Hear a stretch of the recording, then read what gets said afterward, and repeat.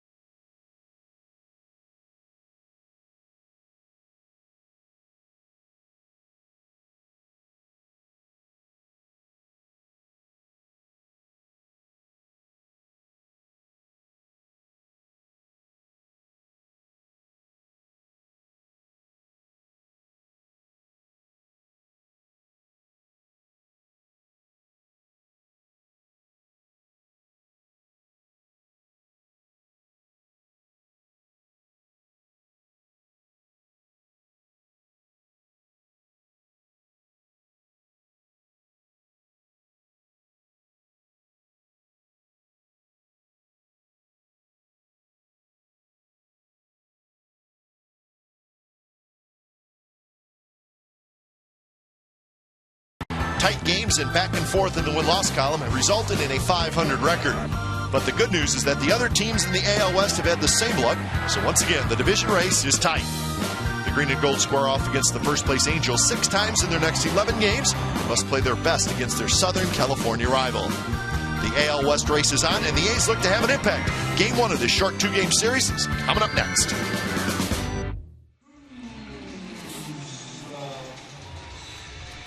Well, the rain is gone, and we are set to play baseball tonight at the Overstock.com Coliseum. Looks like about an hour and a half rain delay. Joel Pinheiro will pitch for the Angels. He is loosening up. Brett Anderson is just now finishing up his warm-up tosses, so that is your pitching matchup for Game 1 of this short 2-game series. So a chilly night, a wet night, but we're going to play baseball. It's the A's and the Angels coming up on Comcast Sportsnet California. Well, good evening, everybody. So finally, we're going to play baseball. Along with Ray Fosse, I'm Glenn Kuiper. Welcome to A's Baseball. A's lost the game yesterday against the White Sox, but Ray, maybe it was the start of something for Mark Ellis. Clearly his best all-around game of this 2011 season. Well, we know he can play defense. We've seen him since he's been a member of the Athletics, but watching him yesterday get 3 hits was great for him because he's getting his batting average up, but his defense was just outstanding. This barehanded play over the mound, across his body, getting a fast runner was exceptional. This play I've never seen before. A ball past the first baseman. Mark Ellis caught it in foul territory and got Adam Dunn. And yes, he got the 3 hits yesterday, which maybe is a good start for him because he's a good hitter. I think we think so much about him as a great defensive player, and I believe you don't even have to worry about his offense, but obviously he wants to swing the bat. The A's want him to swing the bat, and I think we saw yesterday what we might be seeing the rest of the season. Another 4.5 months to go. You saw Joel Pinheiro warming up down in the bullpen. Started the season on the disabled list, pitching very well, though, for the Angels. And the A's saw him last year, and he was tough on the Athletics. Well, he's been very tough, of course, for the Mariners for many years. He started his career and faced the A's a lot. He's faced the A's throughout his career an awful lot. Needs 1 win to get to the 100 mark. But Pinheiro, when healthy, could be one of the best pitchers in baseball. The Angels have him, and they're very happy to have him. I think the A's looking forward tonight, trying to do something they have not done in the past against him, and let's try to beat him. So it's a very wet night. We're not used to rainouts. There hasn't been a rainout here at the Coliseum since 1998. It doesn't look like it's going to happen tonight. So the rain for about 3 hours, but it has cleared up, has gone away, and they like to say there's a window, a dry window. We hope. So we will have baseball tonight here at the Overstock.com Coliseum. Lineups are being exchanged at home plate. We'll take the field in just a matter of moments. Game time weather brought to you by the Santa Cruz Beach Boardwalk. The admission is free. The boardwalk is kicking off summer this Saturday and Sunday. Does it feel like summer right now? It's 49 degrees. It is a chilly, chilly night at the ballpark. And like I said, there may be some more rain on the way, but hopefully it's much later tonight. You know, they're getting snow at Lake Tahoe. What does that mean? Yeah, that's exactly so right. It's all the rainouts, 3 rainouts yesterday, first time in several years. There have been 3 in one game, or one day, and that happened back in the central part of the country in the American League. But the A's, the Angels, it looked like it was not going to happen tonight, but it looks like it is going to. Pinheiro's finished, and so he's getting handshakes from his teammates in the bullpen as Coco Crisp. And this field, of course, a little bit wet in the outfield as Coco taking his spot in center field, splashing as he runs through the outfield. And always remember, the tarp is always dumped in left field. Now, Ray, I know you were downstairs earlier when it was raining, and the A's really wanted to get this game in tonight because there's concern about the weather tomorrow as well. It's going to be a wet day tomorrow. Yeah, that's the biggest factor. And, of course, it looks like at least tonight, the window that they talked about with the radar has come to pass, and this right now looks like it's a good evening without the rain, and that's the most important thing. Here's the Angels lineup for tonight. Eric Ibar, switch hitter, will lead off. Bobby Abreu's the DH. Maiciras Tirez having a good year. He's at second base. Torrey Hunter in right. Howie Kendrick is playing left field now. So with Vernon Wells on the disabled list. Kai Espo's at third. Mark Trumbo's the first baseman. Then Bobby Wilson and Peter Borges. That's your Angels starting lineup for tonight.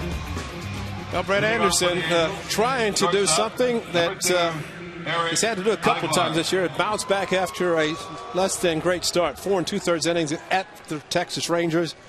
In 4 2/3 gave up 4 runs, 6 hits. He walked 4.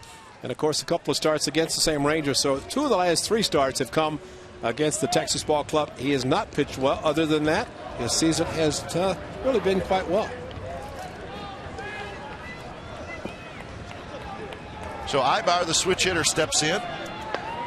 Brett Anderson kicks, and the first pitch of the ball game is in for a strike. First pitch, 8:30. So 8:30, right on the button. We start the ball game. So rain delay is over. Thank goodness for that. And that is not Marvin Hudson behind the plate. It is Tim McClellan. So the rotation of the umpires on the lineup card that we got flip-flopped a little bit. Had Ibar says it's hitting him. He's looking at the ball. McClellan is, and he says no. And Mike Scioscia is going to come out. 3 pitches into the game, we got an argument. Well, he's saying he'd hit the back foot. Ibar is, and they're going to ask for the umpire at first base.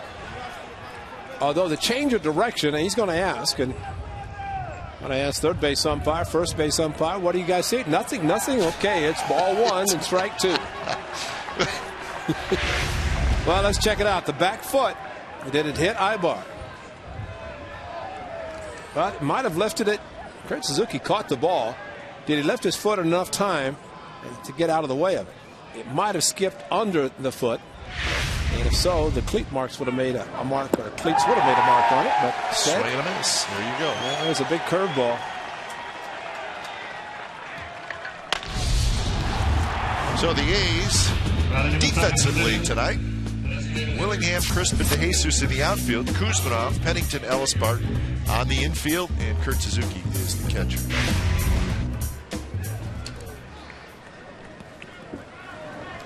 So Ibar strikes out to start the game.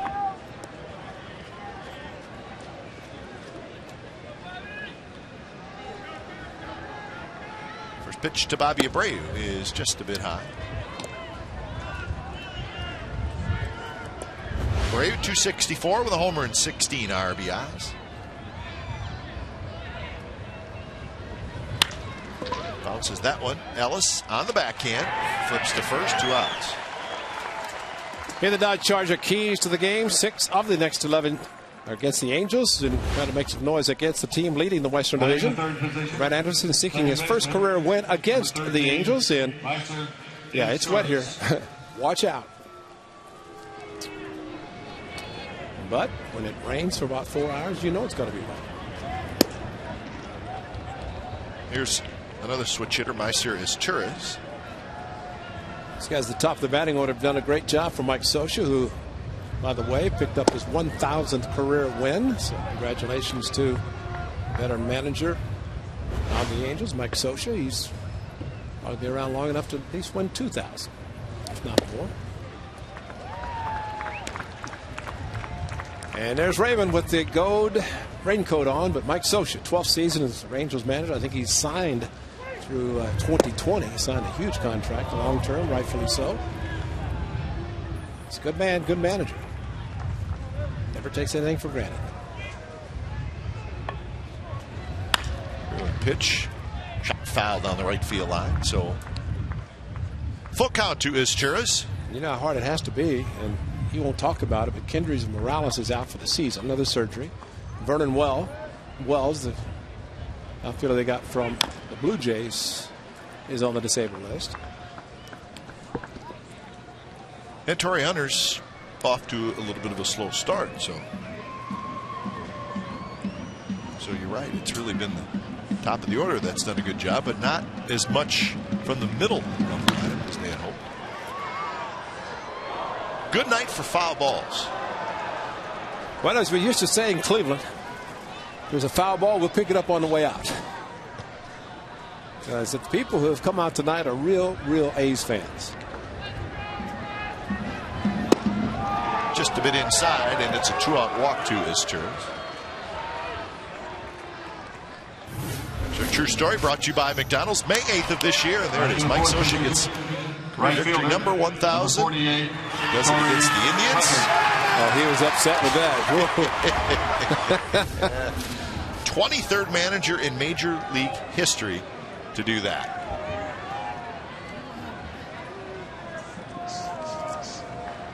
So Tony La Russa on top of active managers.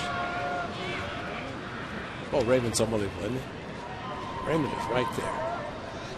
There's a different shot. Keep Raymond out of there. Mike Butcher is pitching coach standing next to Mike Scioscia. Hasn't been together since Bud Black became manager of the Padres. Torrey Hunter bounces one to Kuzminov. Side retired. So 2-out walk to Izturis. Nothing else for the Angels. We'll go to the bottom of the first. Joel Piñeiro to take on the Athletics.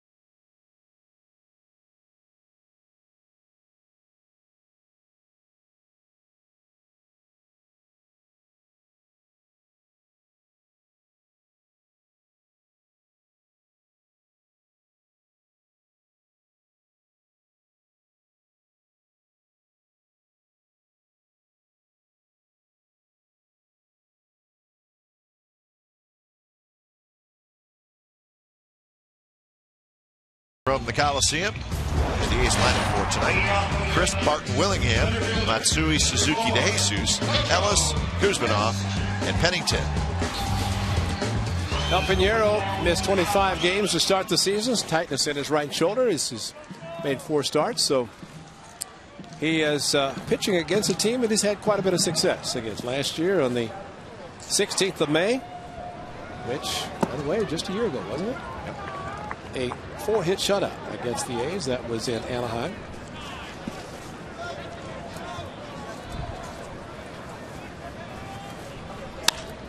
Coco drills one to left center, but Borges is over there. Crisp is retired, and that's 1 out.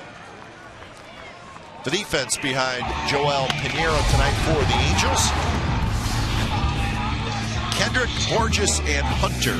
Outfield: Iaspo, Ibar, Izturis, Trumbo. In the infield, Bobby Wilson is the catcher. You see Kendrick, just his 6th career game in the outfield. Vernon Wells out. Mike Scioscia wanted to try Kendrick in the outfield. To right field, Torrey Hunter is right there.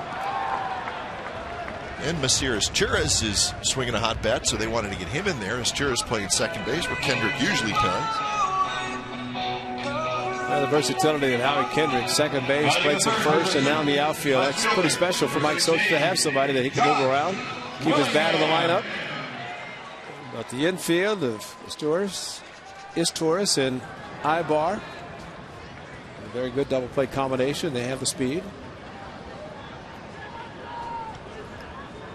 Here's Willingham.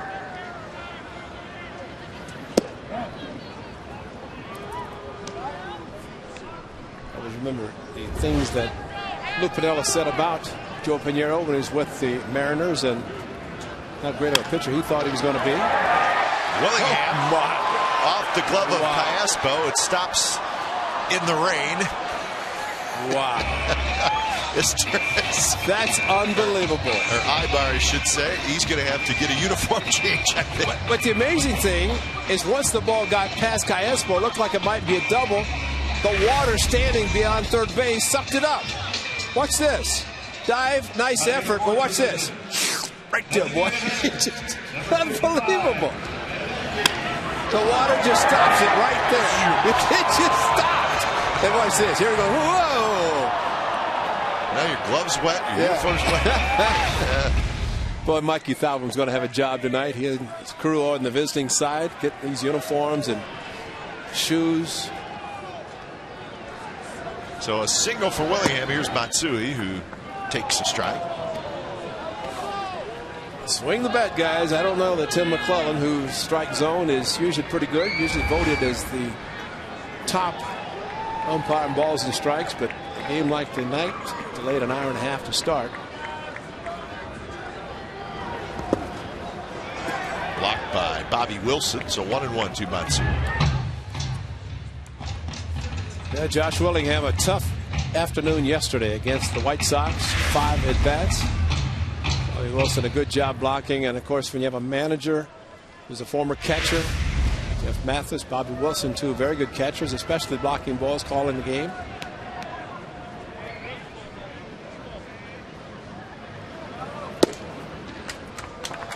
Well, you'd have to think tonight.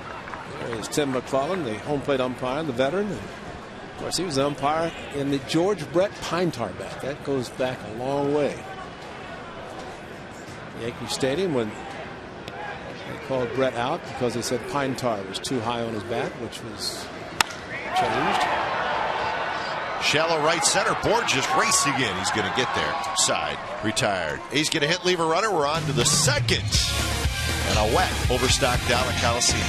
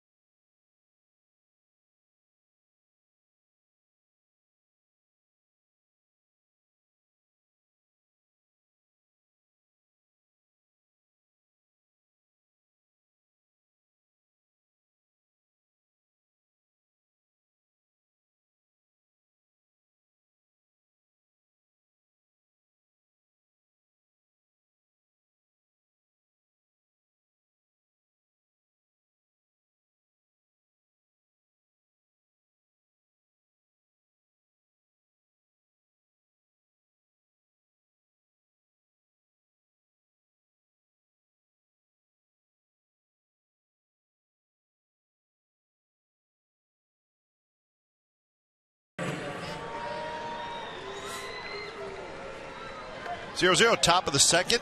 It'll be Kendrick, Callaspo, and Trumbo against Brett Anderson. Anderson had a walk and a strikeout in that first inning. 311 the average for Howie Kendrick. 6 home runs and 15 runs batted in.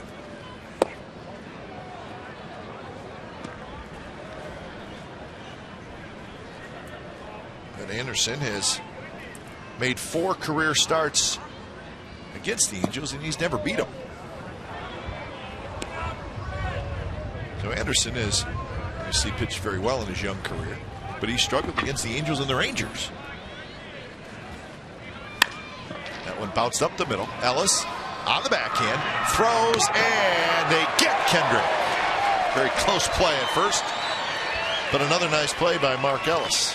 Well, he knew he had to get a lot on the throw, so instead of trying to jump and throw, he planted his foot.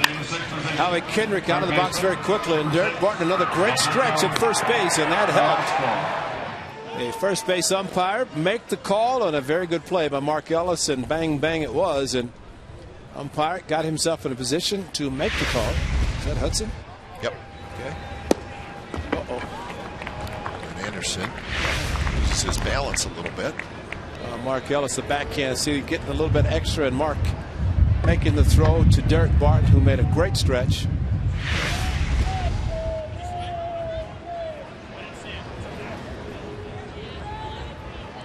Anderson seems to be okay.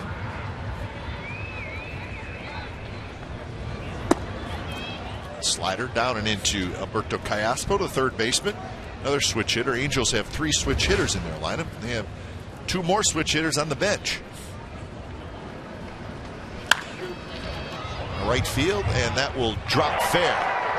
Jesus over there quickly, and Callaspo has a 1-out single. The A's have teamed up with Wells Fargo to support our local schools, bringing new school supply donation worth $5 or more to Friday home games, and you get a 2-for-1 field level voucher. Wells Fargo and Oakland A's school supply drive at every Friday home game this season through mid-September, teaming up to make a difference.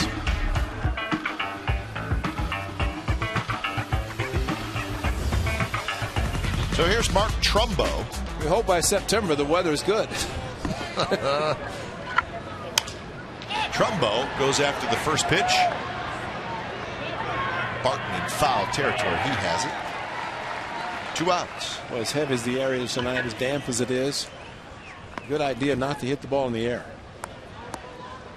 Batting eighth and catching. Of course, you hit the ball on the ground, you have to deal with the wet Wilson. surface. How about don't hit the ball down the lines just past the infield dirt?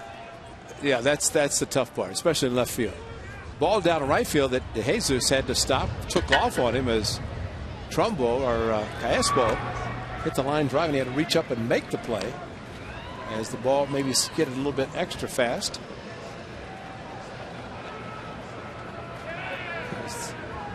The runoff, we'll call it. Bobby Wilson, the catcher, is the hitter.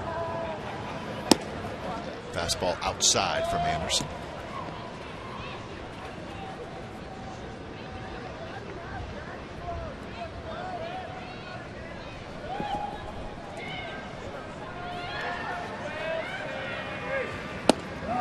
Fastball, and that's a strike.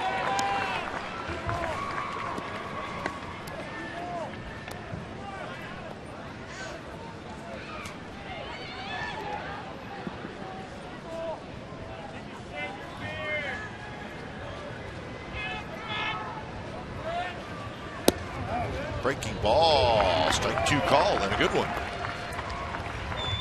So 1-2 the count to Wilson.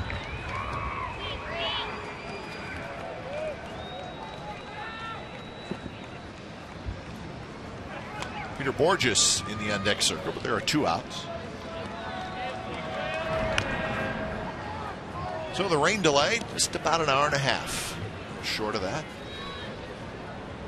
So we're scheduled for 7:05. We got underway right at 8:30. Base hit to right field by Bobby Wilson. Callaspo had to make sure it didn't hit him. He makes a big turn. Now he's got to scramble back, and the throw goes through to Kuzminov.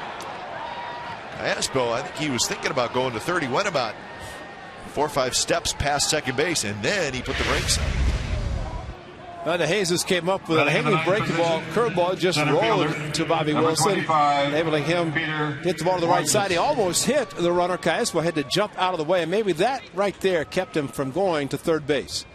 Still thought about it because he knows the outfield grass is slow, and fortunately Pennington had the ball go past him. Kuz was there to back up.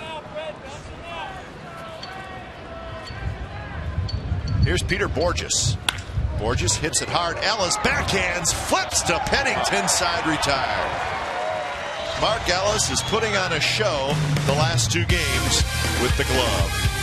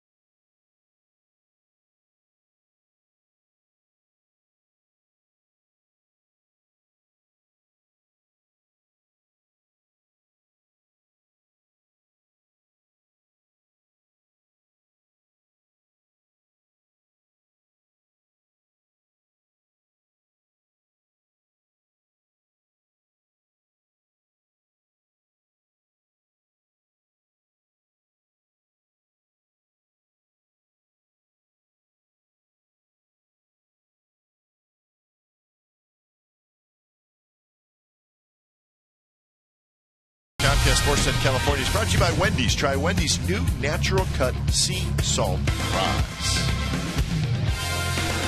Well, that was about an hour and a half ago, as they just kept squeegeeing the water off the tarp. And then the rain stopped, thank goodness.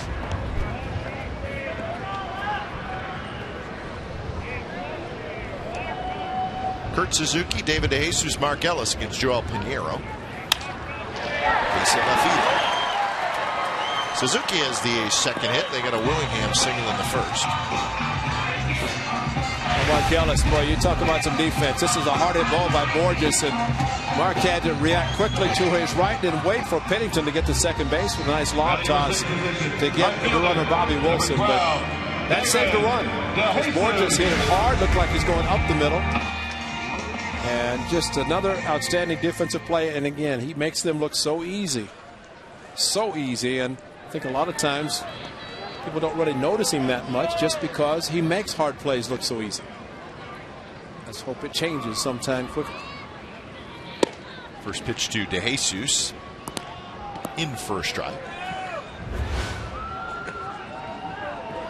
Good numbers against Pinheiro in his career, and the average this year starting to climb up to 228. He was 3 for 7 in that series over the weekend against the White Sox. Was David DeJesus.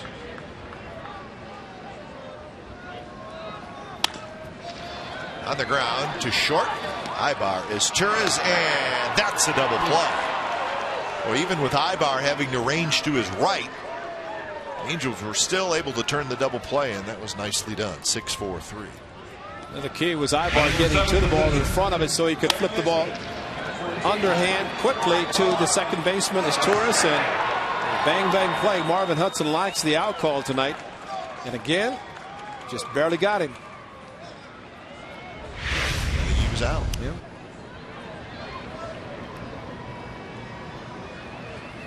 First pitch to Mark Ellis in for a strike. See Pinheiro throw real hard, but he's got a pretty good sinking fastball, and ground balls are his game. Yeah, a year ago tonight, the 4-hit shutout, 15 ground ball outs, 7 in the air, 5 strikeouts, just 1 walk. Short hop by Callaspo and throws out Ellis. Side retired. Leadoff single by the A's, but it's erased on the double play. And we'll head to the third. No score.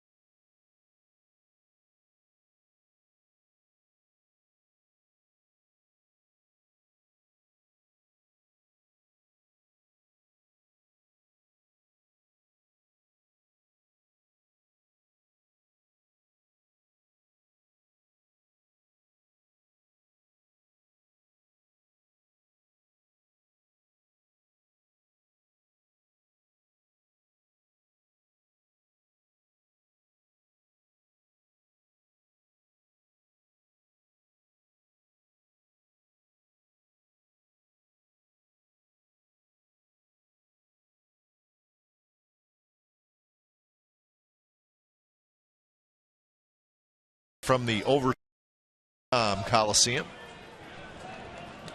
Top of the order for the Angels. It'll be Ibar, Abreu, and it is Turris.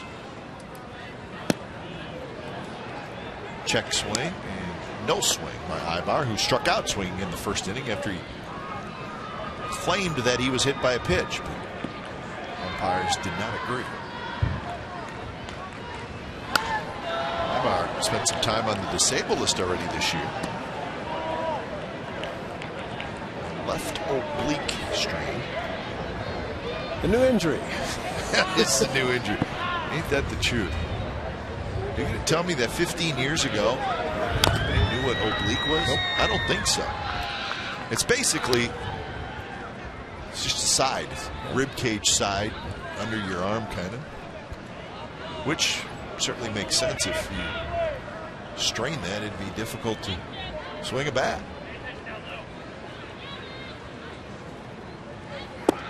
So maybe it used to be my side hurts. Now it's the oblique strain. Well, everything you think about swinging a bat, everything is the core, the swinging, torquing. It's Pennington charges quickly to first on a nice play by the A's shortstop. the A's first fireworks show of the season. Blast off on Saturday, May the 28th for fireworks show presented by Xfinity. Begins after the A's play the Orioles here at the Coliseum. Bring the family into picnic blankets and enjoy the show from the outfield grass. For tickets, go to oaklandathletics.com/tickets.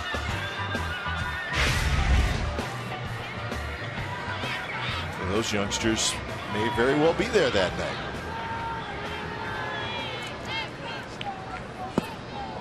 Bobby Abreu bounced out to Ellis in the first inning.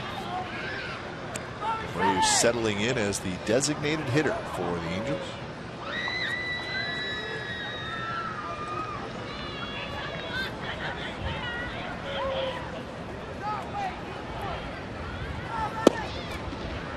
There's a strike down around the knees.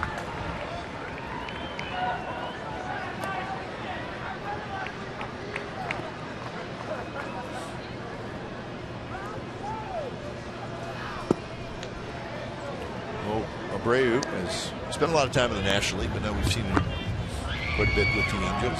Always gives you a good at bat, that's for sure. Not afraid to take a close pitch.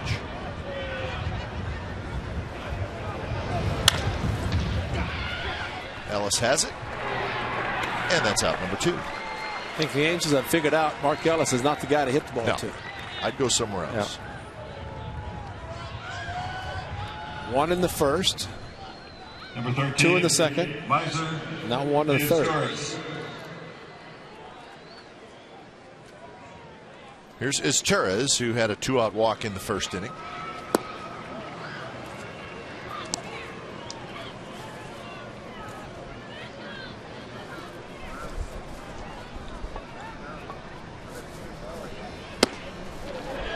Did he go? Yes, he did, says Marvin Hudson.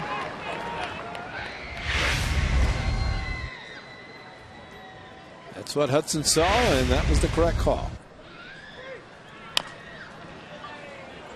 Kuzminov juggles, and Izturis is going to be aboard. It'll be a hit for Izturis. And it's going to have to be Kuz's play anyway because of the speed of Izturis. Kuz a good job cutting in front of Pennington, but the ball hit right in the palm of his glove. And once that happened, it popped out right there. Maybe up in the webbing, but closed a little bit too quickly. But very hard play to judge how the ball is hit. Probably the best thing he did is not throw it. Just give it back to the pitcher and leave the runner at first base. So Torii Hunter will hit here in the top of the third. Talk about Torii Hunter and 234 batting average starting tonight. 4 homers, 19 runs batted in, but always aggressive. You have to always be concerned about the way he swings the bat. So the first pitch is first at bat, grounded hard to Kuz, brought force out.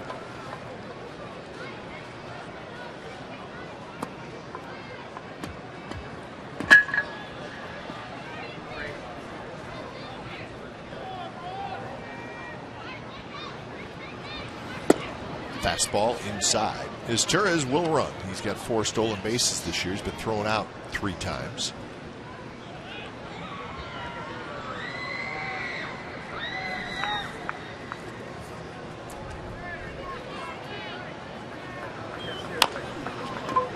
Another chopper. Anderson off the mound, sets and throws, and they get Torrey Hunter. Side retired. Hit runner left. Bottom of the third.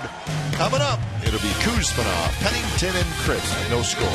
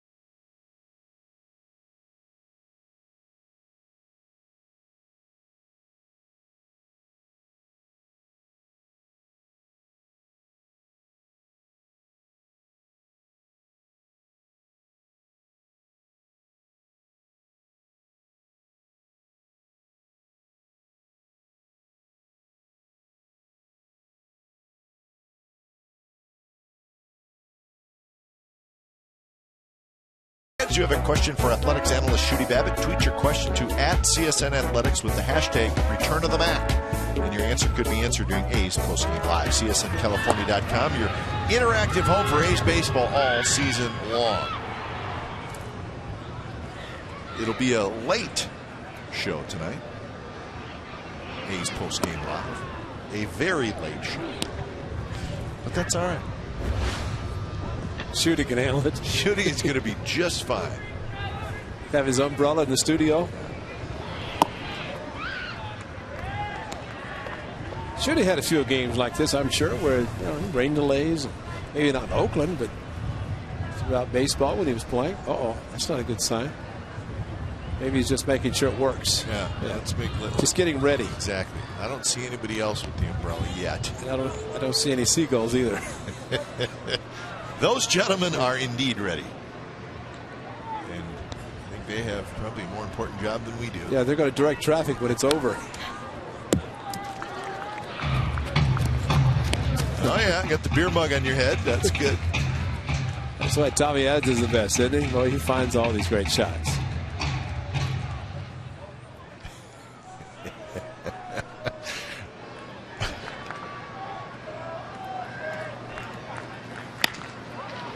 Toward Callaspo, and that's out number one.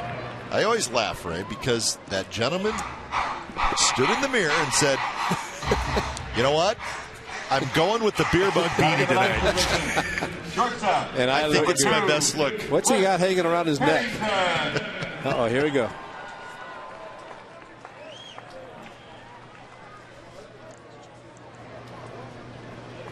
That young lady, she's just looking for warmth. She said, I got this for Christmas and I get to wear it on May the 16th. I didn't think I'd ever wear this. That kind of night, folks. It's a chilly one at the Coliseum. Pennington rips one right center.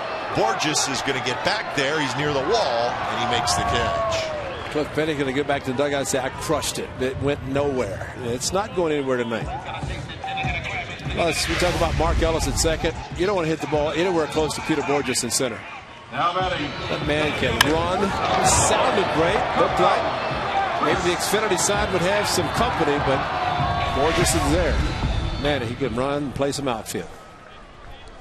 Pretty smart move by the Angels, Mike Scioscia, to bring in the rookie last year and move the Gold Glover to right field. And Torrey Hunter, I'm sure, would still like to be patrolling center field. Well, they needed to make their outfield defense better. It was an issue last year, especially the beginning of the year, and they certainly improved it. But it wasn't Torrey Hunter. No, it was not his problem. You're right. But even Vernon Wells, who was no longer the center fielder, pretty good left fielder. Yeah, but Juan Rivera in left field last year, that made Torrey Hunter, when he played center field, move around a lot, cover a lot of ground. 9-time Gold Glove for winner, and that ended last year.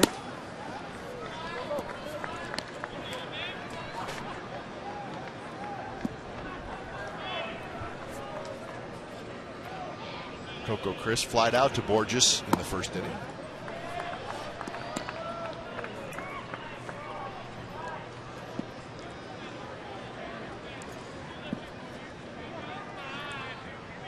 Oh, yes. That's the ticket. Oh. Yeah, I didn't work so hard. I bet he'd go get some hot cocoa. Look at that. Now that's pretty It's a good idea. innovative there. That's unbelievable. Just throw some cocoa and mix some hot water and instant cocoa. Now, Peter Borges, when the A's were in Anaheim, this is what he did. And there is Triples Alley in right center. Of course, for any park, it's Triples Alley. It's off Jerry Blevins. David DeJesus had it almost. Another triple for Borges. And these are not hustle and sliding. They're stand-up triples.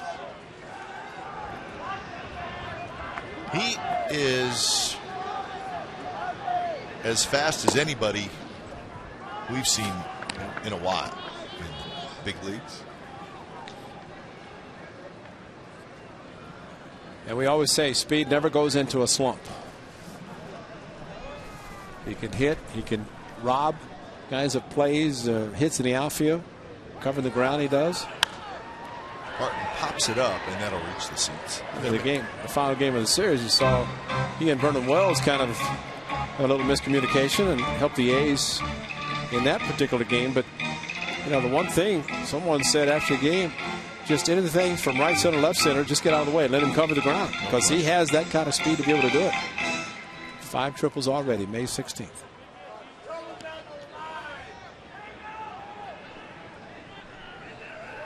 Barton takes outside. And there's a few teams who have pinch runner guys.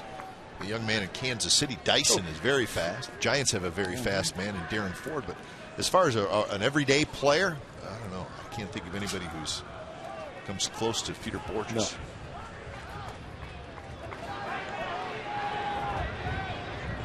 Two on one to Barton, who lined out to right field in the first inning.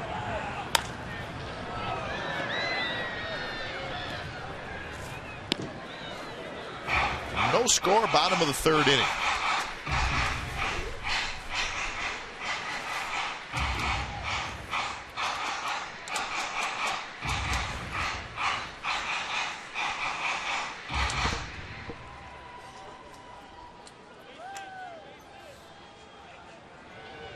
Coco inching off just a little bit. Angles that body a little bit towards second base, which is somewhat unique. Well, some guys have it straight on towards home plate and then turn and take off. He is already in that position, almost like in a track stance. Push off the left foot and go. Not going, and the ball's tapped slowly towards second. And there's Tires will take care of it. Side retired. A's leave a runner. So we're headed to the fourth inning. Still no score. All right, fans.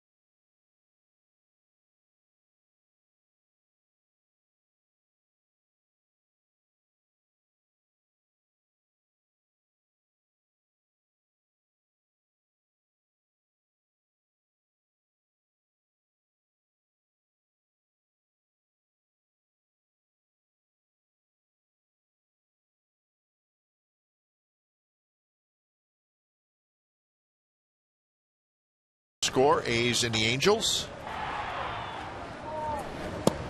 Angels took 2 out of 3 from the A's down in Anaheim a couple weeks ago.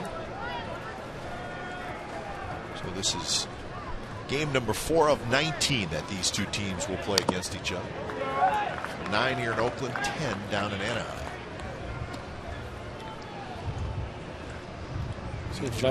Seems like we were just there and just going back. Going back for 4. Monday, Tuesday, Wednesday, night games, and then a day game on Thursday of next week. I think some say when you're playing teams within your division, 3 different series, that you'd like to see them, say, April, June, and September. The A's seeing the Angels April, May, and then September. Anderson gets strikeout number 2 in the ball game. That gets us to our trivia question, brought to you by AT&T. Who was the Angels manager prior to Mike Scioscia taking over in 2000? Good question. I don't know. I have no idea. Marcel Ashman? Been a while. If you think about Mike Scioscia, and or the Angels, you think of Scioscia. Well, they made the postseason, and of course, 2002 they won the World Series. They made it in 2002, 2004, 2005, 2007, 2008, and 2009. So they have had a very, very solid run in the decade. 5 division titles in the last 7 years. Kuzminov handles the hard hit ball off the bat of Callaspo, and that's out number 2. So yes, they were a little disappointed last year when they drew over 3 million people for the 8th consecutive season and did not go to postseason. And did not finish over 500. Yeah. How about that? 80 and 82. Now batting. 10 games back of the Rangers. Kuzminov with the ball up on the heel of the glove. Fortunately, he used 2 hands, because by doing so, he's able to cradle the ball. Because a lot of times when the ball hits in the heel of the glove, it's hard in that area and it pops out. But Kuz did a good job staying with it, using 2 hands. Trumbo takes a breaking ball for a strike.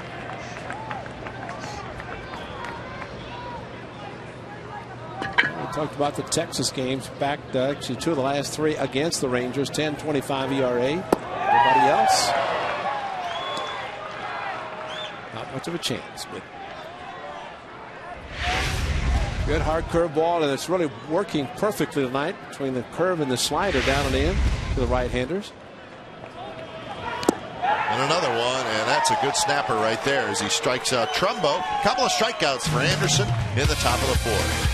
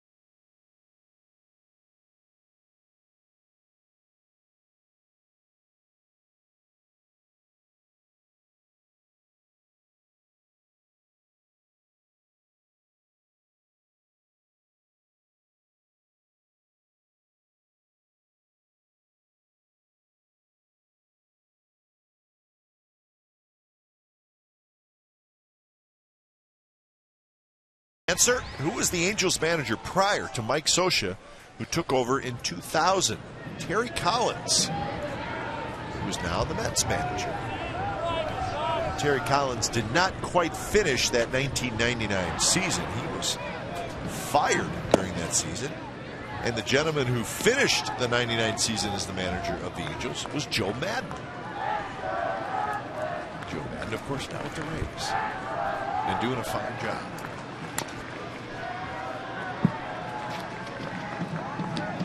What the Rays do? They won.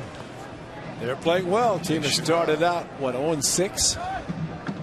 Rays beat the Yankees 6-5. Yankees scuffling. They have lost 6 in a row. So that's a 3-game lead by the Rays. How about the Tribe? Oh, boy. Vin Mazzaro, 2 1/3, 14 earned runs. I think that's the worst I've ever heard. Oh, I can't think of a worse pitching line.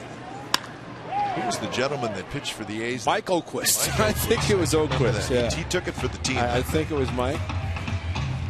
But 14 earnings. That's. Wow. 0-2 to Willingham. Tapper foul. The Indians were rained out in back-to-back games. Yes, they were. Had some time off. The bats heated up. That Rays game, 6-5 over the Yankees. Juan Cruz got the win. A.J. Burnett took the loss. Swing and a miss. First strikeout for Pinheiro is a breaking ball to Willingham.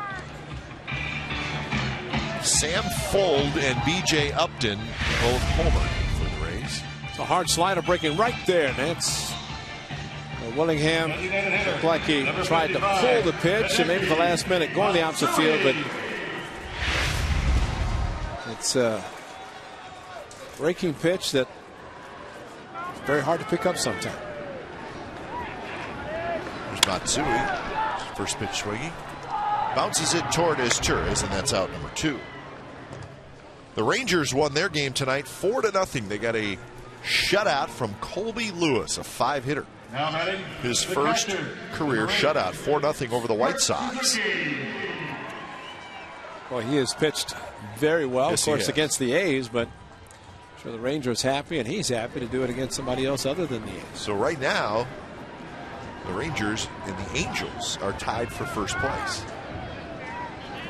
So 4-0 Texas over Chicago. Of course, the White Sox just finished a very good road trip, 6-3. They go home and they lose 4-0. The White Sox are 5-12 at home.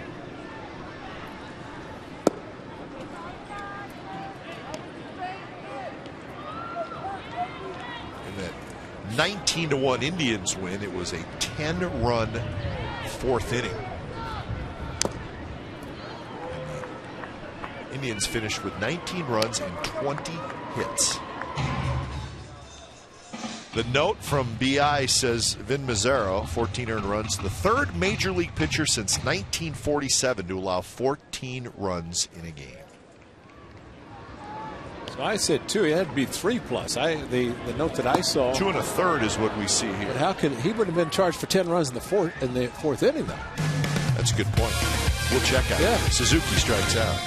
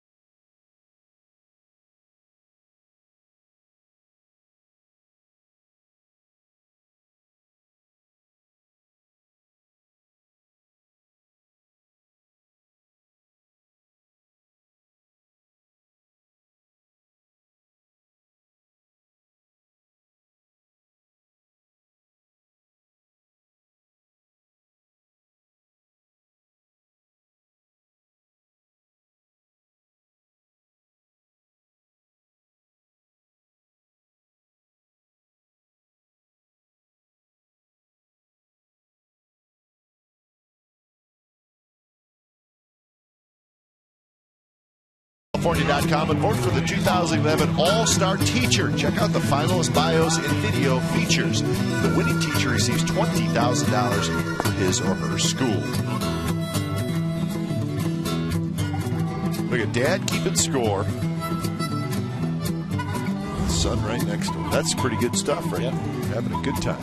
Hey, say, son, we come out here and wait around for an hour and a half, talk a little ball. We are not going anywhere. Have a hot dog, you know, some hot cocoa, and watch some baseball. And you just never know. You could wait around, and weather's going to change. You may miss something, right? That's right. Wilson, Borges, Ibar, 8-9-1 for the Angels. No score, 5th inning. Breaking ball, and it was inside. McClellan may have missed that one. It's 1-1. Bobby Wilson. He rips one to the gap in left center. That's hit well, and that is off the wall. Willingham picks it up, and Bobby Wilson is 2 for 2. Bobby Wilson came into the game 2 for 10, so he's doubled his hit total. Now, this might have done more damage had the air not been so heavy, but a pretty good fastball and good location for him to do exactly what he did, and that's to hit it hard left center. Unfortunately, it stayed in the park, but a double with your 8th place hitter bodes well for the Angels in this part of the batting order. Now you've got to worry about Peter Borges if he does bunt. You can't even think about Wilson at second. You have to worry about Borges. Jabs at it, rolls it foul. So that's the 4th hit for the Angels in the game. See the batting average for Borges, it has come down quite a bit. When we were there a couple of weeks ago, he was 290, 295, I believe. If I remember correctly. Over 300, I think. For maybe he was. Yeah. But he's got enough going for him. I think if he were able to hit 275, 280. A good curveball here, breaking in late, and he decided to not bunt at it because perhaps the pitch up and might have popped it up. They're still playing in at the corners. This is where Brett Anderson can get the strikeout when he needs it, and of course the hard breaking pitch that's working for him tonight. Got Trumbull 3 pitches. Kendrick got him with a fastball in the last inning, so 2 strikeouts for Brett Anderson last inning. High fastball, and that is strikeout number 4. Borges chased one up around the helmet. Boy, you like his aggressiveness, but this is going a little bit too far. And that's when you just have to zone down. You see the ball up there. There's no way you're going to make contact and do anything with it. Some of the things that young players go through. And Bobby Abreu's got to be saying, patience. Yeah. You know, Bobby probably is good for this team, better than anybody as far as teaching patience, trying to get your pitch. Big bouncer right to Kuzminov. Throws to first. Ibar's retired. 2 outs. Well, you're talking about eyesight, elevating a pitch. Brett Anderson going up the ladder to Peter Borges. And it is way up the ladder, and he's trying to get on top of a pitch that's eye high. Very good pitch by Brett. So 2 outs, and Wilson has not moved from second base. Here's Bobby Abreu.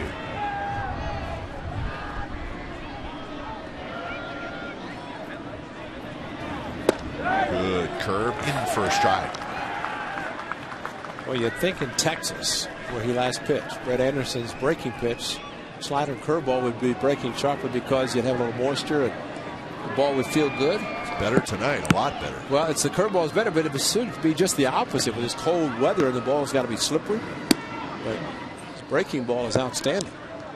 Really great bite to him.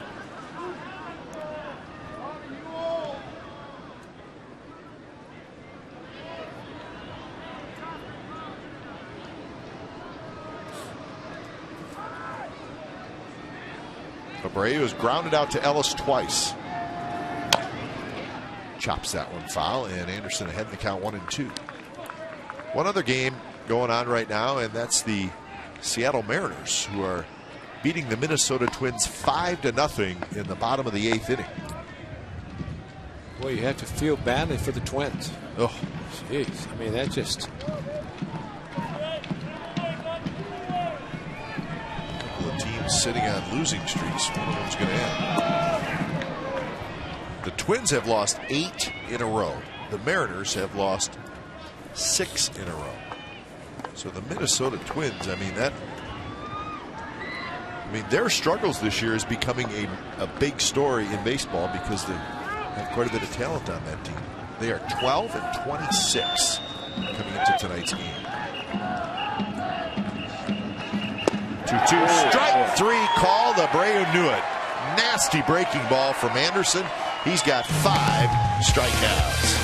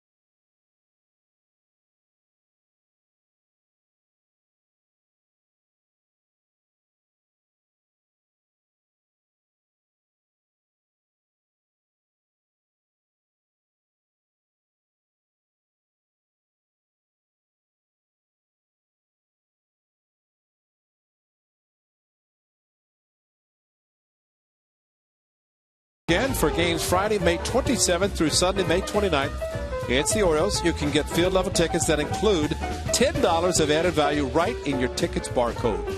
Added value can be used for food or merchandise during that day's game. This is the first time that all fans get first level tickets with Jumbo Ticket added value. What a deal. Need to buy online with coupon code JUMBO, so visit oaklandathletics.com/Jumbo Weekend. Oh, that is something there. Did you get all that? I got it. That's it. Got a bit. Tongue twister jumbo, but I got it.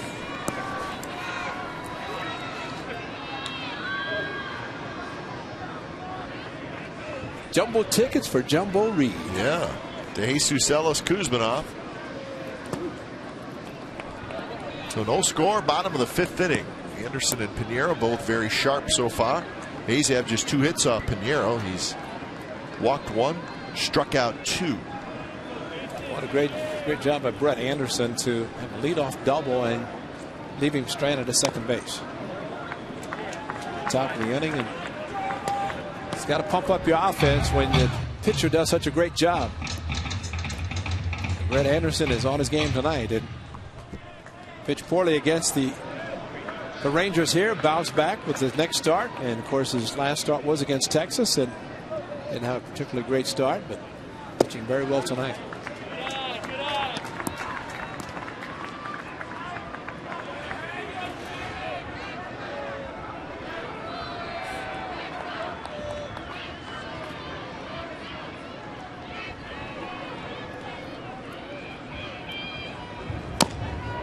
Off the plate, and it dribbles foul. The Red Sox won again, and they did it in walk-off fashion. 8-7 at Fenway. Adrian Gonzalez, a 2-run double in the bottom of the 9th to win it. So the Red Sox playing good baseball. They're now a couple games over 500. They got to 500 last night for the first time this season. And we're down 4-1, and maybe a questionable call to Kevin Youkilis. Went Youkilis' way. Then he had a 3-run home run, and the Red Sox defeated the Yankees. Yankees with a lot of opportunities. A big breaking ball, and it hits to Jesus. Turned away, got him in the back of the thigh. But right there, and then maybe right above the right knee in the back. But Now batting, second base. turned away, couldn't turn away quick enough, kept his balance, and was on the first base with a leadoff hit batter. And of course, started the bat 0-2. So Mark Ellis will hit.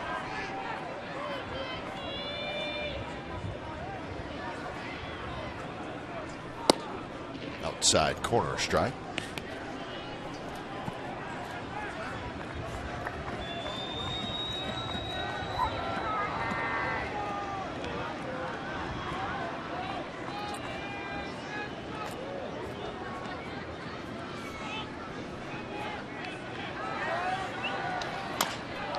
Big chopper. Callaspo backs up, juggles, and he's going to have to go to first, and it's not in time, and the ball gets past Trumbo. Here comes DeJesus. They're waving him home.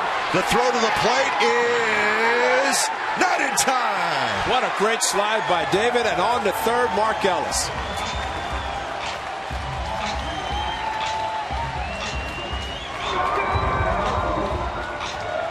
Bobby Wilson vacated home plate, and you know why? Because with a runner at first, the possibility of a runner or the throw going to second and maybe back to first. He was going to back up, so he had gone down the line a little bit, tried to get back quickly with the throw coming in.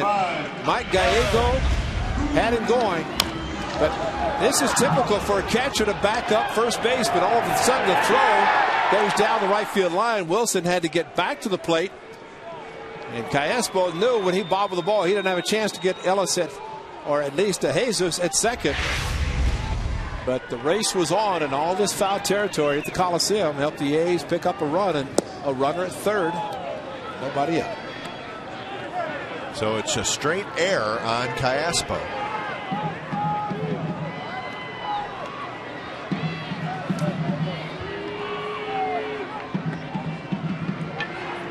So the A's break through 1-0. Field in. Just a bit high. 1-1 the count. Well, there's no doubt in a night like tonight with the wet conditions, to play solid defense and don't make mistakes. Well, the Angels just made one, and a costly one that not only plated a run, but Mark Ellis, the hitter, goes all the way to third. Slowly hit to short. Ibar checks the runner, and that's out number 1. So Kuzmanov cannot get the run home. He's 0 for 2. All right, here's the bobble. It starts to go to second. Did not have a grip, so Callaspo then throws to first. The ball's in the dirt. And a close play and really a gutsy call by Mike Gallego, sending DeJesus. Mike is just pumping the arm. Let's go, let's go. And watch the slide by DeJesus going around the tag, reaching his hand back in. And just as important, the home plate umpire, Tim McClellan, an outstanding call as Wilson went for the plate in front of the plate for the tag. And there's a feet first slide. He's out. But the hand going in around is perfect. That's going to be a base hit as Pennington drops one into center field. Ellis trots in to score. It's 2-0.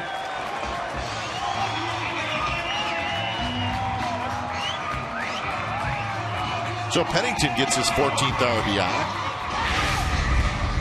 A little bit off the end of the bat, but they'll take it. Big part of the field, and this ball hits the outfield, and watch this. Stoop. The slide again, David DeJesus. Look at the hand. Bobby Wilson going for the plate. The hand just gets the corner of the back of the plate. And Tim McClellan, the veteran umpire, had a perfect view. David can't even see the helmet's over his eyes. Couldn't even see the safe call. But Tim McClellan, great positioning by the veteran umpire. That's important on a play like that. He's funny with his helmet over his eyes. He knew he was safe. He wanted a confirmation, couldn't see. But what a great slide.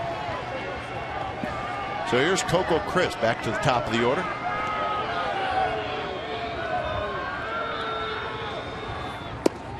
First pitch outside. Crisp, a fly ball to center field and a walk so far in the game. A hit batter, an error, and a single. And that's how the A's have got their 2 runs.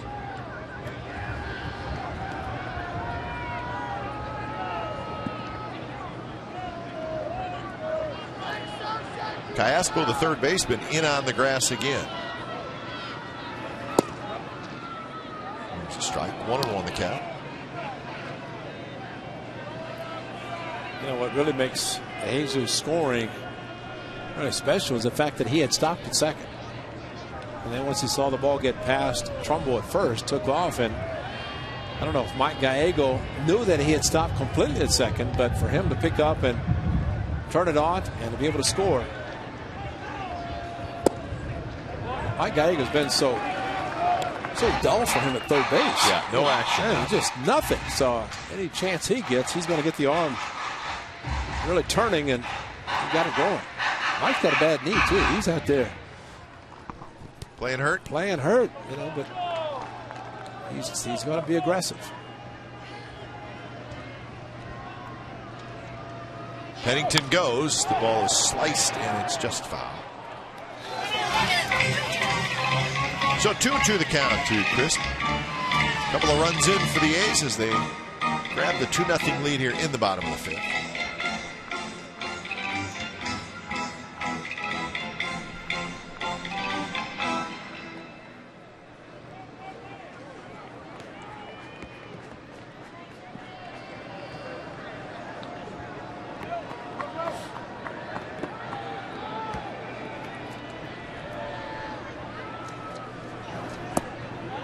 Full count, so Coco's worked it. Just 1 out, but we'll see if Pennington takes off.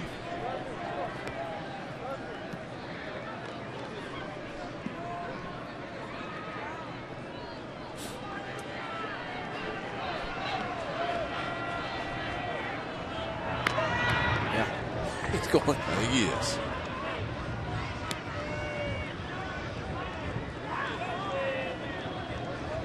And why not? Coco Crisp usually makes contact.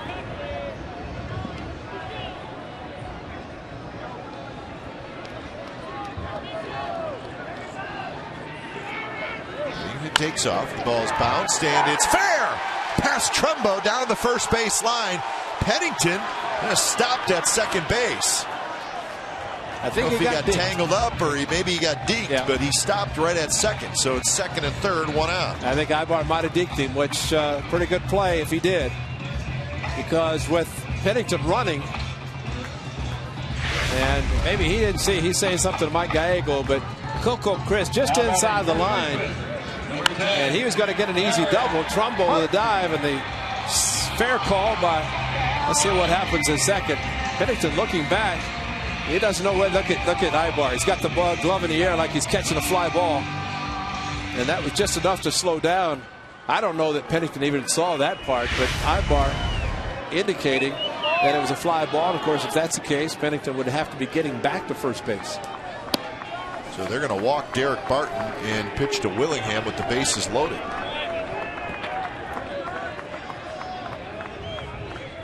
I don't know that this is any more than just trying to set up a double play. Josh Willingham's a pretty good hitter.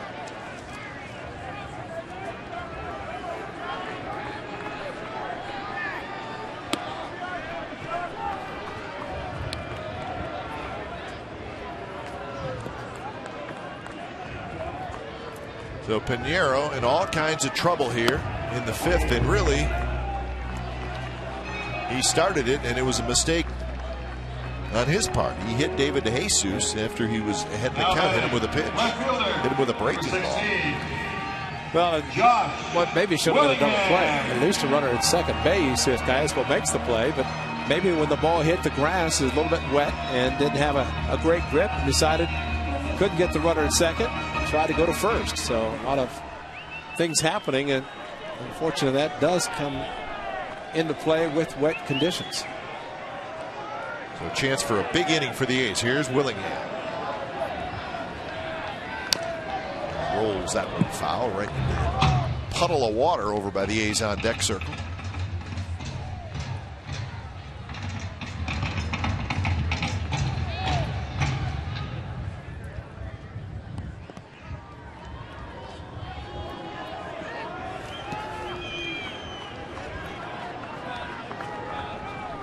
Single and a strikeout so far for Willingham in the game.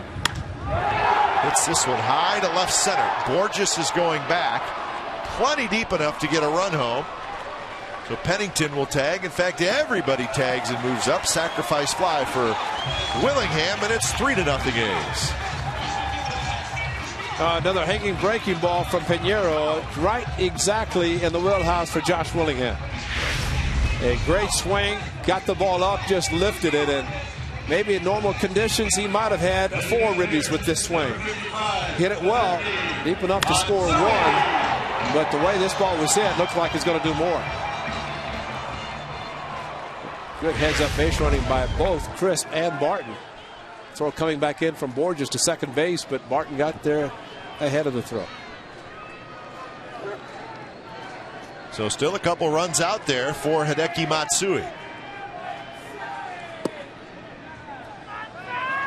Matsui, a fly ball to center field in the first, a ground out in the fourth.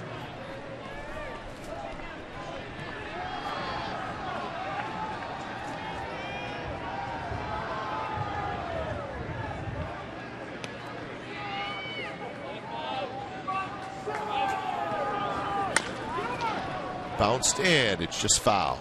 Past the bag at first. Pinheiro about 44 pitches through the first 4 innings. Looked great. Now all of a sudden he's at 72, and all because of this inning.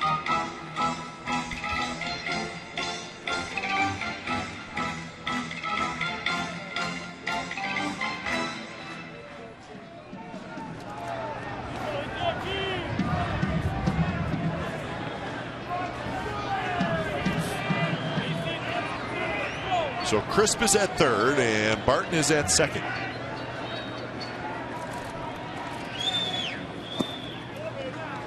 Changeup that drops low. The Mariners just finished off their win 5-2 over the Minnesota Twins. So the Twins have lost 9 in a row, and they are 12-27. The Mariners break their 6-game losing streak. They're now 17-23.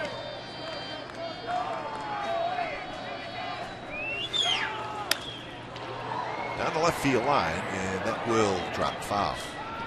See how far off the line Kendrick was playing. They expect Matsui to pull the ball even in the outfield. It's a hanging breaking ball, and Hideki tried to go to left field and almost got it in, and that would have been an easy double. You look at the Twins, their bullpen, how many pitchers they lost out of the pen. They do get Joe Nathan back, but their double play combination different this year. Second baseman gets hurt early. Of course, Justin Morneau coming back from a concussion. Missed the second half of last year. So tough times for the Twins, but Ron Gardenhire, one of the best managers in the game. And you're also playing without Joe Mauer, who's been out for quite a while. Yeah, he's just now starting to take batting practice. He's not nearly ready yet. They will be here Wednesday and Thursday, the Twins will. Suzuki, he is always ready.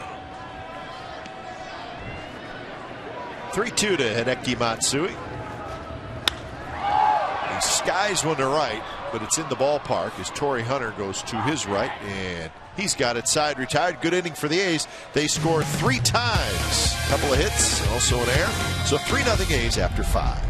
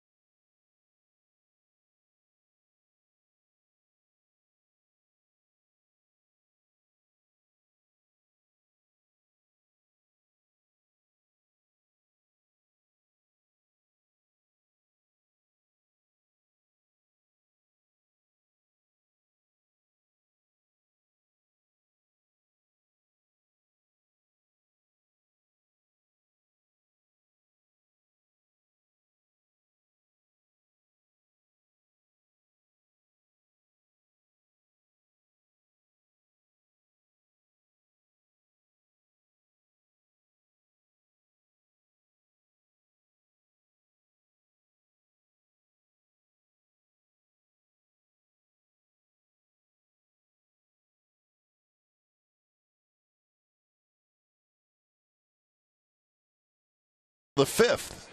So Brett Anderson now with a 3-0 lead. It is starting to rain just a little bit.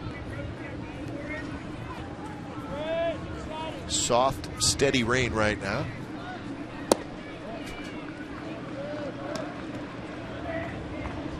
Some of the fans walking back up underneath. Strike 2 is Turris. So 2-1 the count is Turris, Hunter, and Kendrick here in the top of the 6th inning. There's a line shot, and that's going to be a leadoff single. So as Turris is 2 for 2 with a walk. Here's our Farmers Insurance Report Card. AL ranks starting pitchers. A's and Angels. Now batting, number 48. That's a first and seconds on there. So both teams' offenses maybe have not performed as well as they thought, but the pitching has been plenty good for both these teams. That was the numbers for the starters. Overall, they are 1-2 in the American League in team ERA.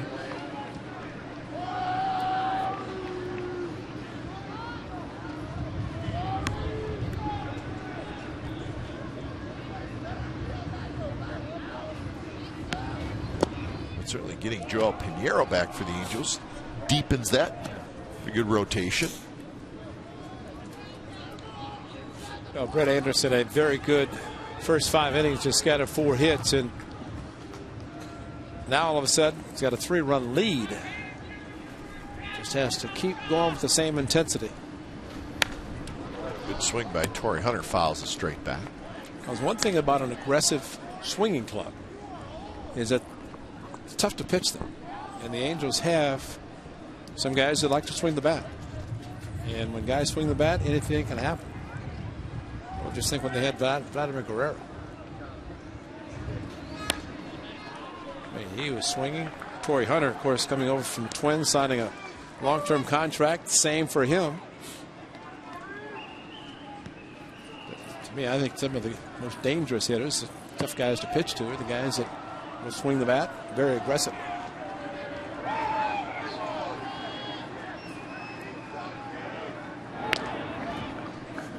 Torrey Hunter has grounded out twice in the game.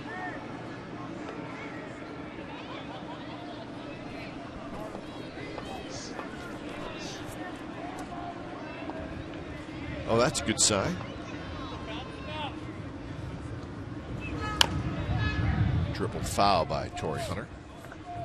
Kendrick on deck. Leadoff single by Myciris Turris.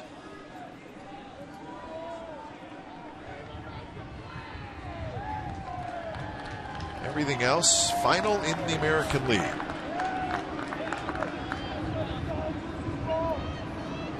Rangers win, Mariners win. Check swing by Torrey Hunter on that high fastball. So full count.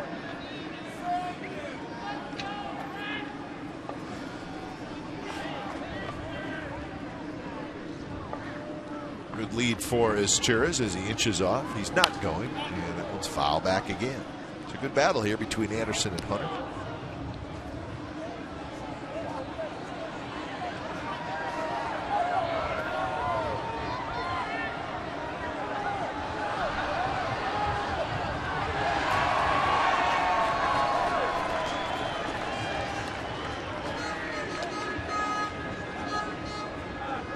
Well, you never know with the Angels. They're a very aggressive team on the bases. Always have been under Mike Scioscia.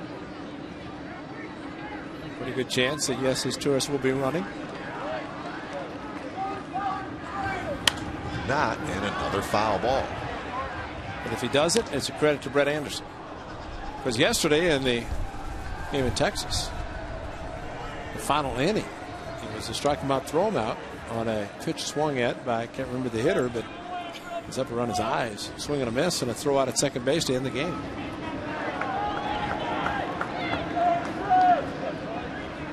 Turris not running, and the pitch is just a bit inside. 2 on, nobody out. A's Baseball on Comcast Sportsnet California is brought to you by Cache Creek Casino Resort. Cache Creek's Heat Wave giveaway with cash prizes, match play, and more. Every day, visit CacheCreek.com for details. Is that snow or is it rain? Well, let me check for you, Ray. In my binoculars, it looks like rain. Look at that close-up with the camera. You know, it always looks different. Well, you said it's snowing in Tahoe. Dangerous hitter here in Howie Kendrick. A ground out and a strikeout.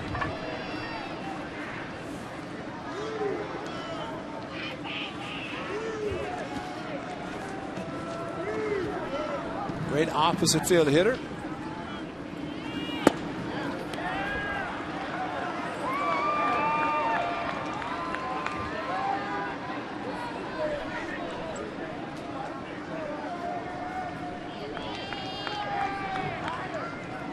Three pitches now for Brett Anderson. Interesting note.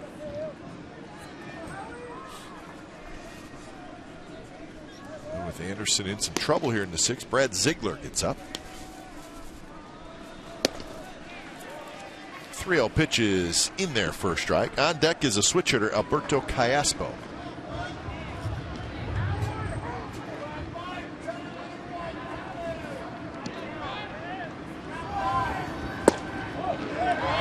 That would miss somewhere. That's a good pitch. I'm not sure why that's called a ball. Take a look at it. What do you think, folks? Well, that's the angle, and Kurt had to go in. How about Tommy King? Let's take a look at it. And Tim McClellan looking right over the left shoulder of Kurt Suzuki, and as was the case with Torrey Hunter, Kendrick did take a little extra time before he took off to first base to make sure it was not going to be called.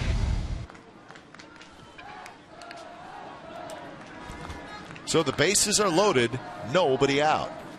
And Callaspo is the hitter. Just like that, you get 3 runs, and now you find yourself in trouble.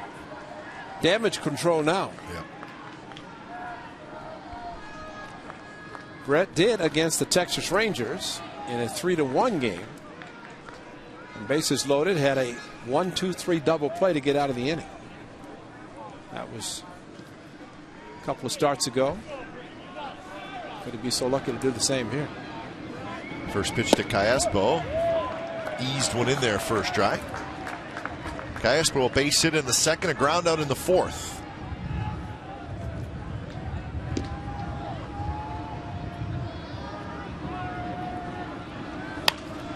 On the ground to Pennington. He's got it, and he juggles it and rolls it to second, where Ellis picks it up, and they get the out there.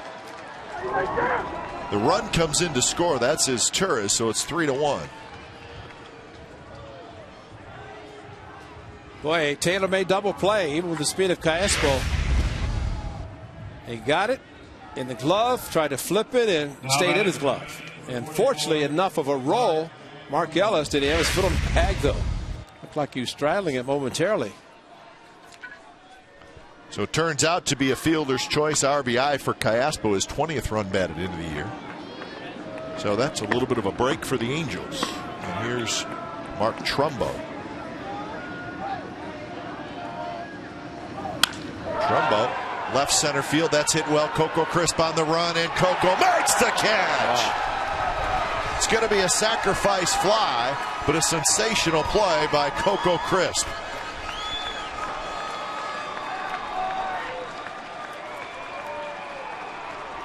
So Torrey Hunter comes in to score. Well, they say it's tough to outrun the baseball, but I think Coco Crisp just did.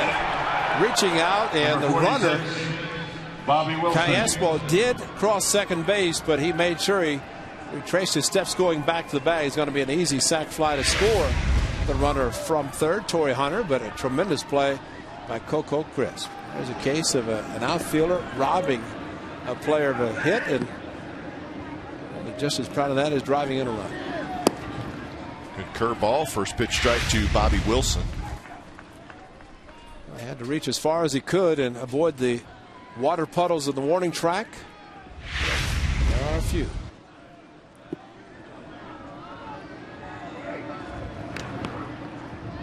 So the Angels come right back and score a pair here in the top of the 6th inning. Ultra Mo reaching out. Very, very good angle by Coco Crisp to get to the ball.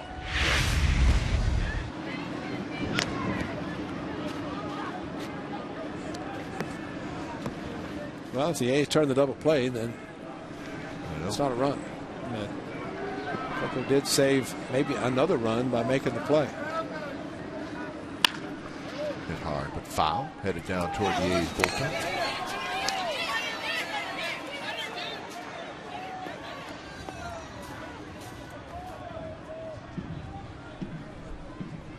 A couple of walks in the inning as well have hurt Brett Anderson.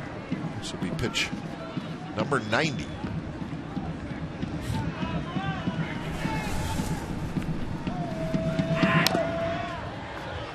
The shutdown inning number on Anderson, just 5 for 11. That's not very good. No, it's not. And with the club not scoring a lot of runs, when you do get runs, you have to appreciate, and I'm sure he did, but got to try to get a huge 0 up in the next half inning. Anderson goes down. Is he okay?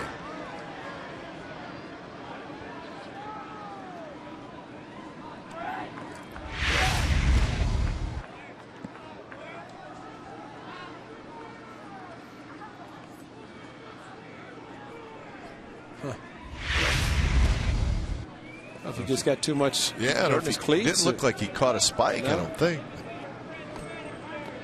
Mike Wirtz will start to throw.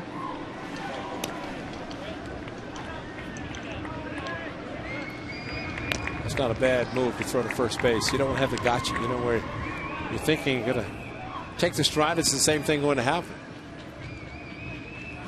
And with the runner on base, the concern is he's going to make a good pitch. One that's. He did. He did. And he gets Bobby Wilson with a good breaking ball. 6th strikeout for Brett Anderson. But the Angels are back in it. They scored twice.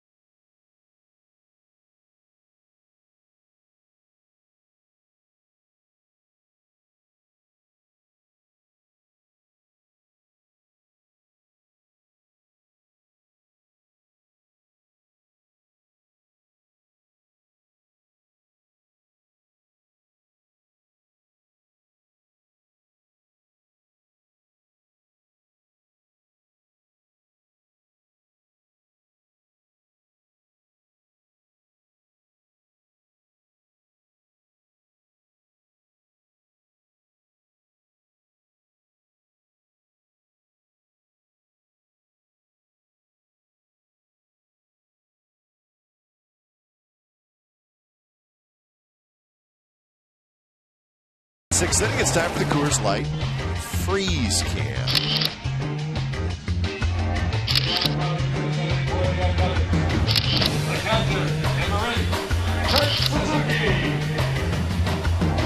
Coors Light Freeze Can is brought to you by Frost Brewed Coors Light, the world's most refreshing beer. A's 3, Angels 2. Bottom of the 6th inning. Hit hard, but to the third baseman Cayaspo, who was playing in. He flips it across. So Kurt Suzuki is retired.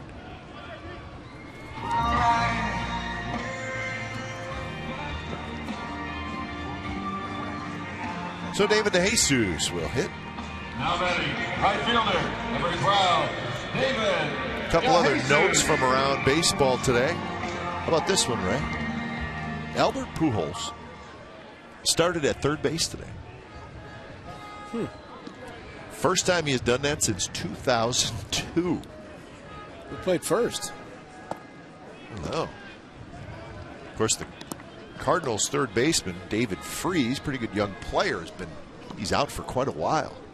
Albert Pujols played third base. Maybe Berkman, huh? Yeah. That's a possibility. Grady Sizemore placed on the disabled list. He's got some soreness in that knee that he had surgically repaired. They don't think it's anything serious, but he is headed to the disabled list for the Indians. DeJesus, left field, fair, into the corner. So David DeJesus will have a one-out double. Well, that double went right exactly what we're going to talk about. If you're looking for a way to entertain clients or employees, why not check out the A's Barbecue Terrace? That's where it went, right down the left field line in front of the terrace. Barbecue Terrace includes a catered pregame meal and a game ticket in the private lower box seating area. For more information, call 510-638-GO-A's or visit OaklandAthletics.com/groups. That is a great area, especially on a nice sunny afternoon or a cold, rainy Monday night. We can pick our nights to go up top, can't we? Yeah. If I had $1 for every time somebody had said in the last 3 days, because it's been cold out here. You're not doing the game from up there today? No, we're not. No, we're not. We'd be rich. 0-1 to Ellis. Swing and a miss. John Lackey placed on the disabled list today for the Red Sox. John Lackey with an ERA of 8.01. So he's right elbow strain. So Lackey on the disabled list.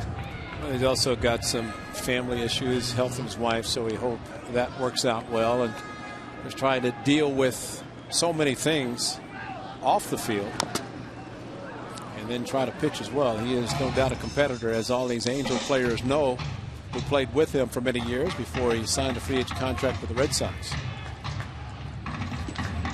One of Mike Scioscia's favorites, no doubt, as far as taking the ball every fifth day, and started back at 0-2 as a rookie. He started Game 7 of the World Series. There's Raymond. There's a splitter grip, too. Nice play by the catcher, Bobby Wilson.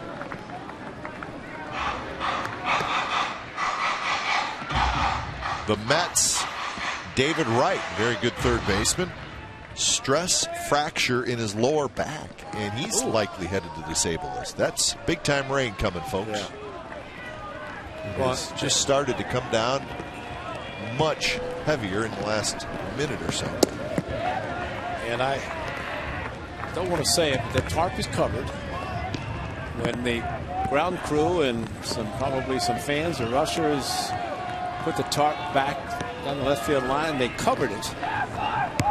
It says a lot, because that thing is heavy and it's a long way just to get it onto the playing field. So let's hope this rain dies down a little bit.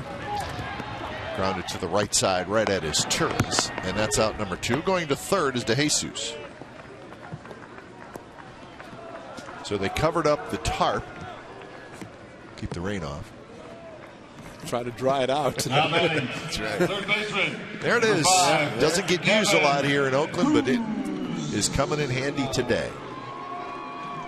You know, they may. So Kuzminoff will try to knock in a run with 2 outs as DeJesus at third. Broken bat slowly hit. Callaspo quickly to first, side retired. So a double by DeJesus. He is stranded. We're headed to the 7th on a rainy night in Oakland. It's 3-2 A's.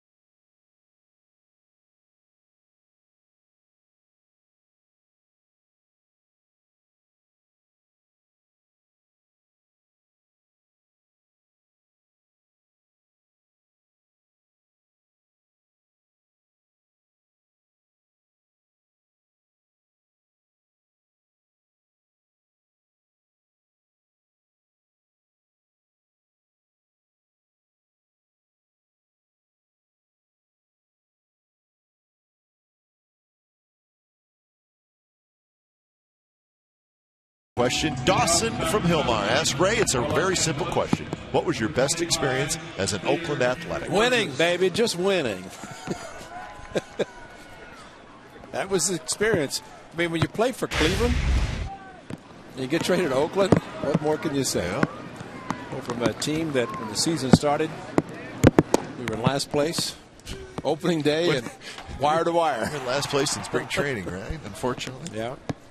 No doubt getting traded to the A's and having a chance to play with some great players, great teammates, and to be very saddened we traded after they had already won the World Series, thinking that, oh, they just won and now I'm being traded.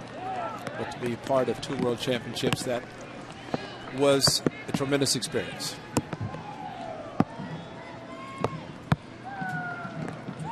1-2 to Borges. Roller foul.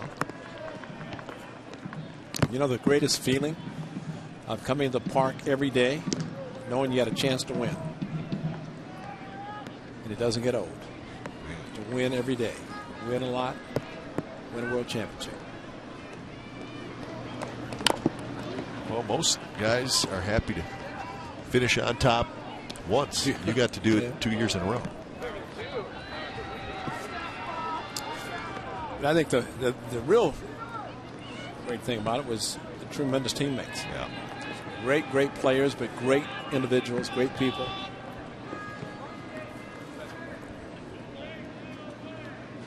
Another 1-2 to Borges. And he rolls it foul. And we all knew if we were going to get a raise, we had to win the World Series. And that was even then it wasn't guaranteed, right? Yeah, but that was to get the World Series check. That's your raise. Because Charlie Finley told me, he called me, he said, well, you know, you're going to win the World Series, and that'll be your raise. I said, can you guarantee it? He said, well, don't worry about it. We'll win. Sure enough, 3 in a row. But that next off season when it was negotiating time, that was your raise right there. That was it. And he actually said it. Oh, good pitch. Borges strikes out. Time now for the Ford right choice, and what a choice this is, because the slide of David DeJesus at first base on the overthrow by Crespo. He stops at second and then turns it on. Mike Gallego sending him with the ball going down to the corner. But watch the slide. Head first around the tag of Bobby Wilson. He just catches the back point of home plate as Wilson went for the front of the plate, and David DeJesus with the helmet over his eyes peeking up to Tim McClellan. Kite, you said it right. He knew he was safe. He just wanted confirmation from the home plate umpire. Top of the order, Eric Ibar. You know, Bobby Wilson did a great job going for the plate. He really did make a nice play. Yeah, and so you go for the plate, figure the runner's going to slide into it, and because it's a head first slide and just a hand, it's not like it's a spike coming in. But he did a great job. It's just a better slide in this case by DeJesus.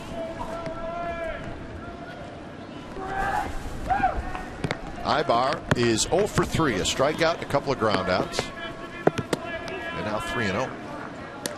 Wind blowing, that rain's going to start blowing sideways. It's starting to get very breezy. Exactly. That was, you know what? That was what the forecast said about 3 hours ago.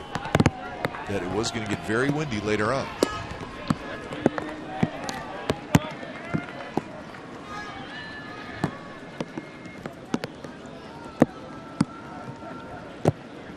Three-one pitch to Ibar, and he swung at ball 4, and Anderson will take it. So now it's a full count. Well, it happens game like this. You're in the dirt, and your mud starts clogging up in the cleats, and you're trying to beat the mud off your shoes with the bat. And for the pitcher, sometimes even worse. 3-2 breaking pitch, and Ibar just got a piece of it.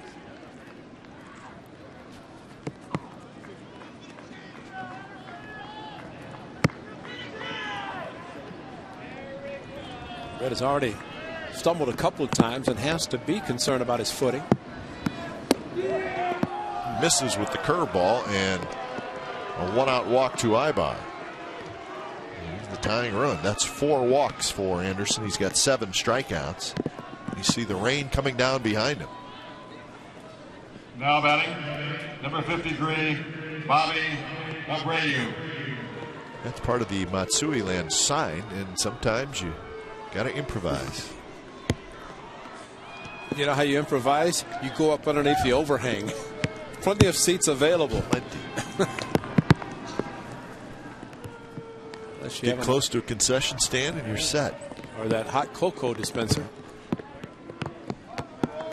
There they go. Yeah. See? Look, concession stand's right there. Bobby Abreu, who's 0 for 3. Takes up and in. Abreu has grounded out twice and struck out looking.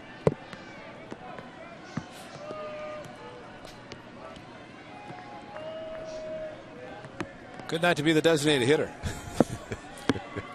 Go see Mikey Thalblum after every at bat.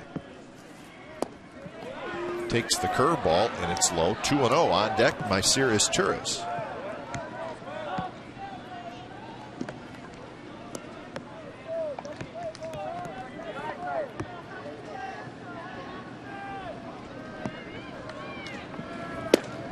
Fastball.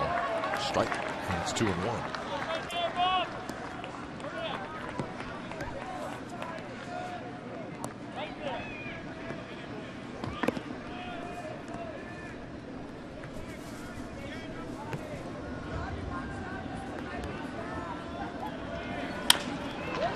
Kuzminov charges. He's going to throw to second, and they get the out there. Well, that's a tremendous play. Under the conditions of tonight, with the rain coming down and the grass wet, and Kuz charging, throwing across his body, a perfect strike to second base to get the very fast Ibar. What a great play by Kevin Kuzminov. And there's no way Mark Yelich even thought about turning a double play, but just to get the lead runner and actually surprised Ibar. There's no way he thought the ball was going to be thrown to second. He didn't even slide. So Brett Anderson is done for the night. When it's time for change, think Speedy Oil Change and Tune Up, your oil change tune-up and smog experts.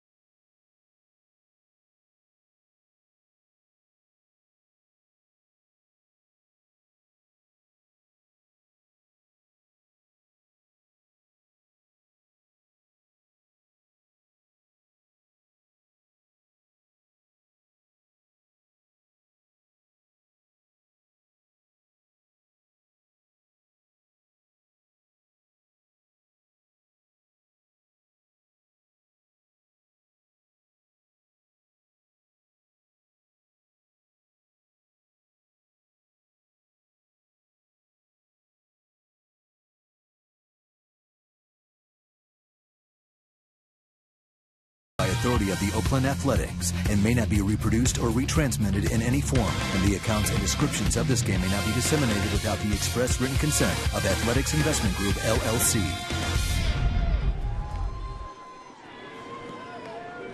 Three-two game. The Angels with a runner at first, 2 outs. Michael Wirtz takes over. Just 1 hit Wirtz has given up this season.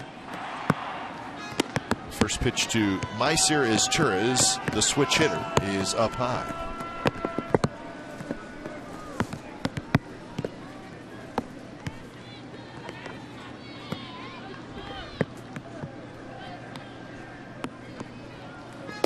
Turris has had a good night. He walked in the first, singled in the third, singled again in the sixth, and he scored. 111 pitches for Brett Anderson.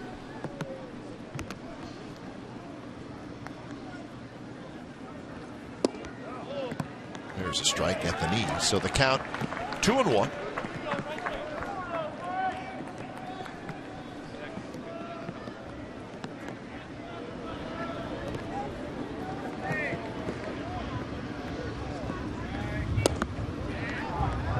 slider that didn't do much. 3-1. Torii Hunter would be next. 2 outs here in the top of the 7th.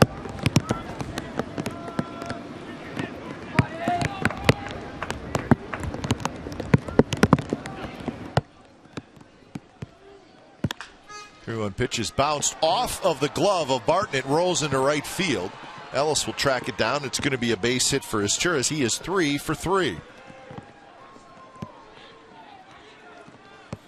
Now Mark Ellis was ranging far to his left. You have to wonder. Of course, Derek Barton, always aggressive, out in front of the runner, deflected it. But the way Mark Ellis, his positioning, and he had to go back to his right to get the ball. It looked like he was going to be there to field it. And of course, that's a play that we've seen a few times this year where Derek Barton has made an effort to his right.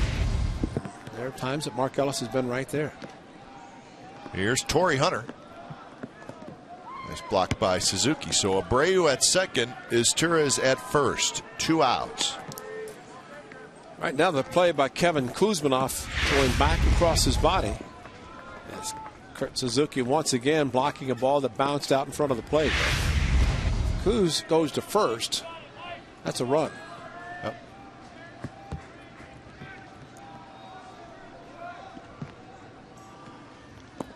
Slider low, 2-0.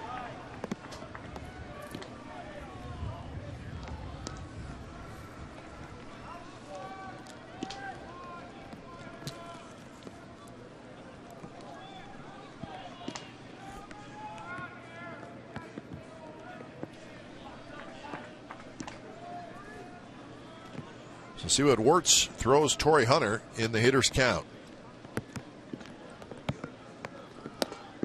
A slider, and it's high. 3-0. That's a flat slider. It's not one that's breaking down sharply. And you have to be real careful here with the always aggressive Torii Hunter. Will he have the green light? 3-0. And he did. And he swung at ball 4. The thing is, he's one guy who can go out of the strike zone, and a situation where the tying runs at second. Not surprising that he swung at a pitch, maybe even out of the strike zone. I think if he gets a fastball, he can expand his zone.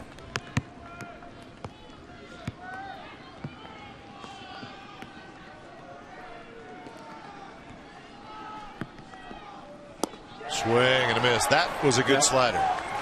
Got to do it again, too. 3-2, and go right back at him.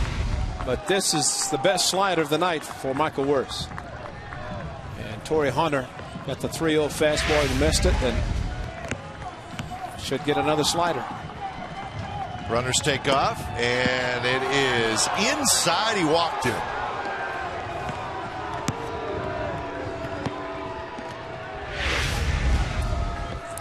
Torii Hunter took off to first base, and that's not that bad of a pitch, and not inside. And again, Tim McClellan, it had to be called low because it had the plate. Was it low? Yeah, just below the kneecap. So now the bases are loaded, and Howie Kendrick is the hitter. Ron Romanek will chat with Wirtz.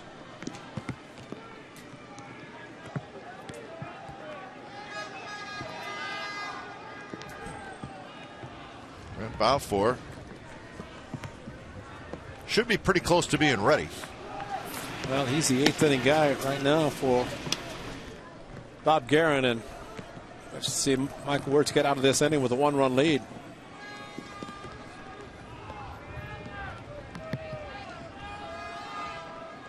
First pitch to Howie Kendrick. Slider high. Abreu's at third. Izturis at second. Hunter at first. So pretty good speed on the bases.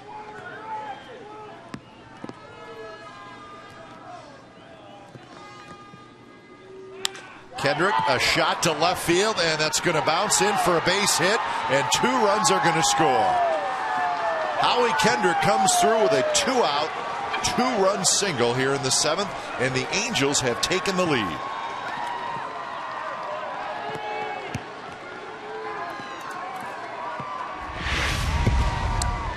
They just could not give him a lot of chances, and this breaking ball stayed up for Kendrick. And young man who likes to hit the ball to the opposite field got a slider to his liking and able to pull it in the left field. And Willingham had to catch it on the short hop. No chance to throw out. The speedy runner is Torres, and that quickly, the 3-0 lead has disappeared. 2 in the 6th and 2 in the 7th, and Angels still batting. Here's Callaspo. So for the first time this season, Michael Wirtz has not been sharp. He's faced 3 hitters, given up 2 singles and a walk. Ziegler up for the 2nd time tonight.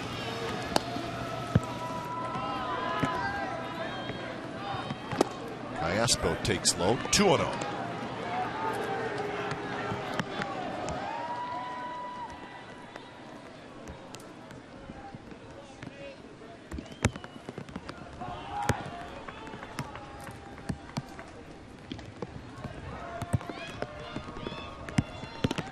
Slider, and that just kind of slips out of the hand of Wirtz, and it's 3-0.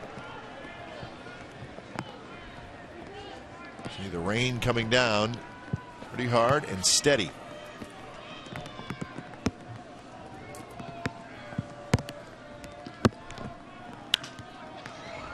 Swinging, and it's hit to left. Willingham is going to make the catch. Side retired. So a couple of walks, a couple of hits, a couple of runs for the Angels. 7th inning stretch. Angels lead 4-3.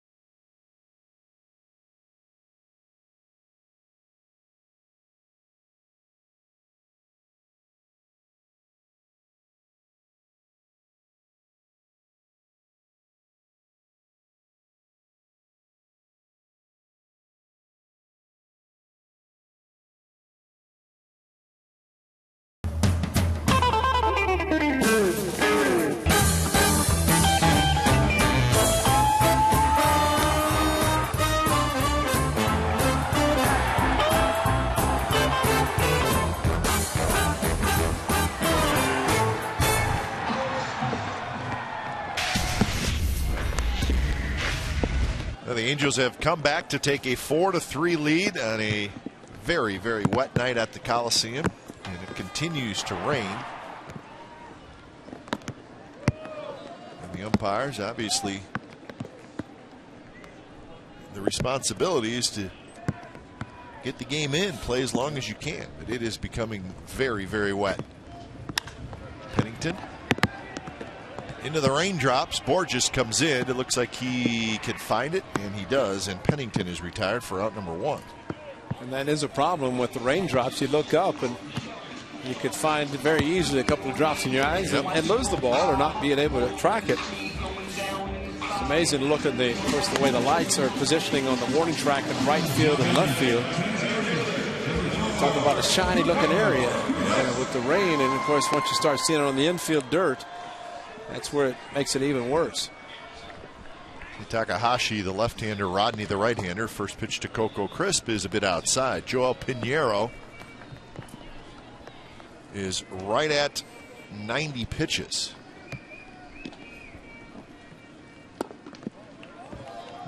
A's scored 3 in the 5th to grab that 3-0 lead, but then the Angels 2 in the 6th and 2 in the 7th.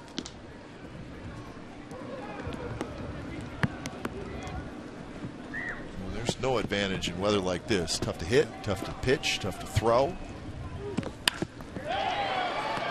Borges in center, and he's got it. Hard hit ball by Coco Crisp.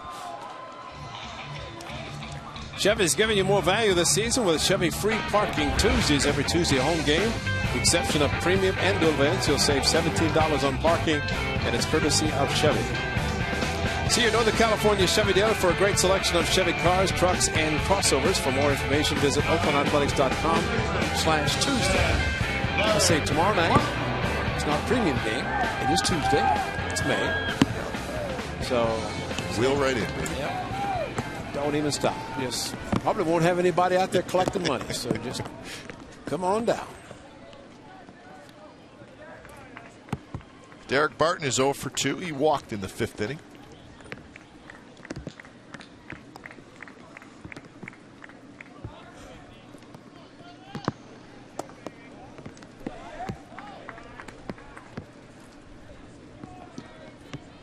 A's with 5 hits in the game. Pinero's walked 2. He has struck out 2. And now it's 3-0.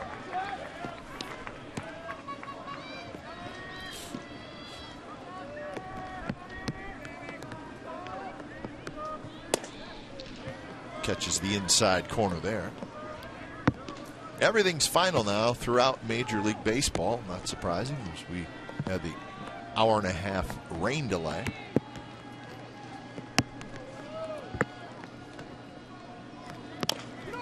Off the foot of Derek Barton. Barton will walk it off. Did it hit the protection? No, below the little shin guard on his right ankle area, right below it.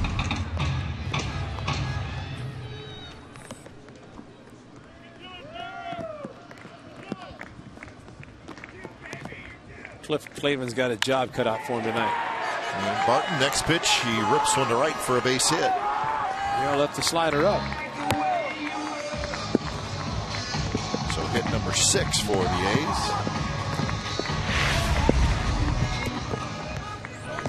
Pitch had just stayed right in the middle of the plate. Number 16. Dave Barton with another good hit. 2-run single yesterday. The A's almost come back against the White Sox. But you know, when this game is over, Steve Vucinich and Brian Davis, all the guys will be down in the tunnel. They'll have all these ugly looking spikes. Cleaning them off. Cleaning them up. Cliff Cleveland will take all the uniforms, get them all clean, bright, and shiny for tomorrow. And he'll come in and have free parking Tuesday. May take a little longer to clean the spikes tonight. That's right. Larry reminds us that Gio Gonzalez is pitching tomorrow, which probably have the alternate gold jerseys featured tomorrow night.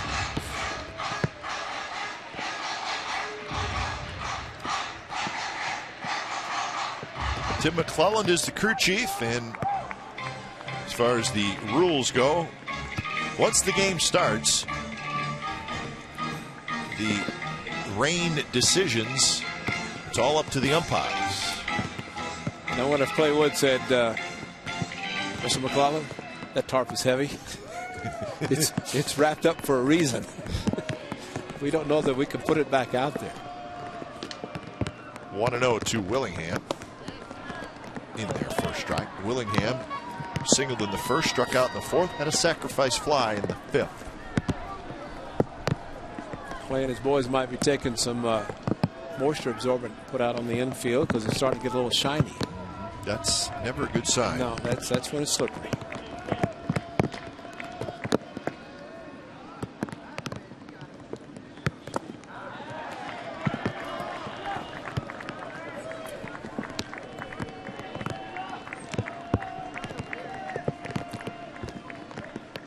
Rangers won their game tonight 4-0 over the Chicago White Sox. Colby Lewis with a complete game shutout.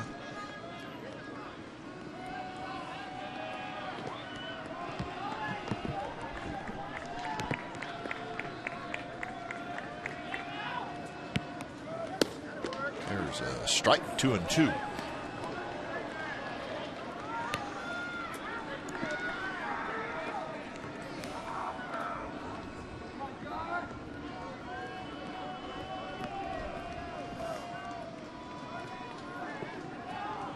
Pinheiro trying to get through the 7th. This will likely be his last inning. Got him swinging. Took a little bit off, and Willingham strikes out for the 2nd time. So we are through 7 in Oakland, 4-3 Angels.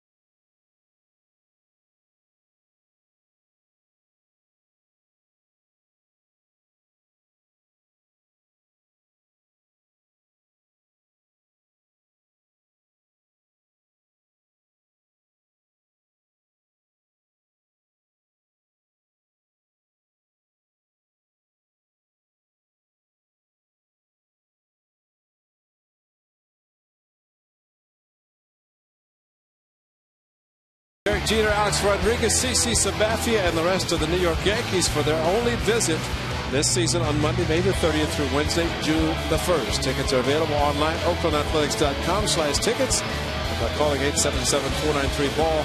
877-493-BALL. Steve Finale, the A's manager, saying that the Monday game, the Memorial Day on the 30th, tickets are going well, so call and get your seats for that 3-game series. 2 day games against the Yankees, 30th and 31st of May, June 1st here at the Coliseum.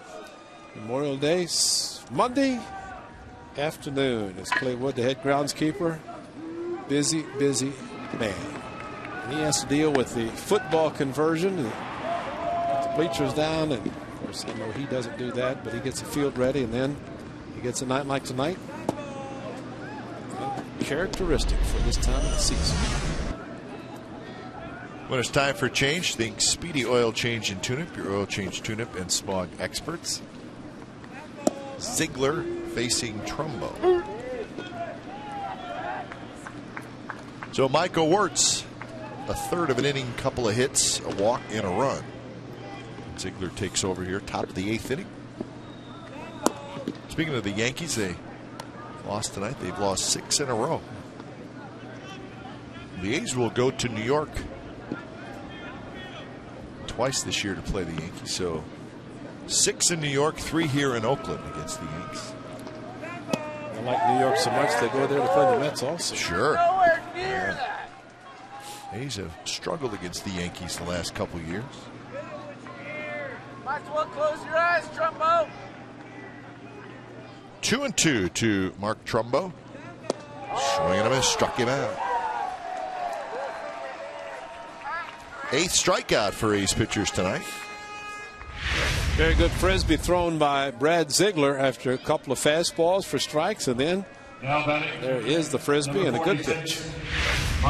Neat to see things happening with Jorge Posada. What a great career he's had as a Yankee and catching all the years, and then all of a sudden, a little strange DH role, and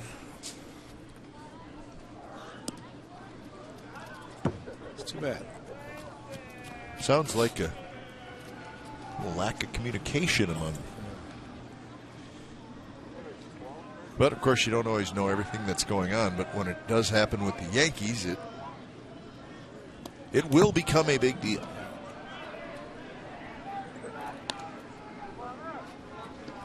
Derek Jeter got involved in it today. He kind of thought it was over, and Derek Jeter said he didn't think Posada needed to apologize for anything, which caused more of an uproar.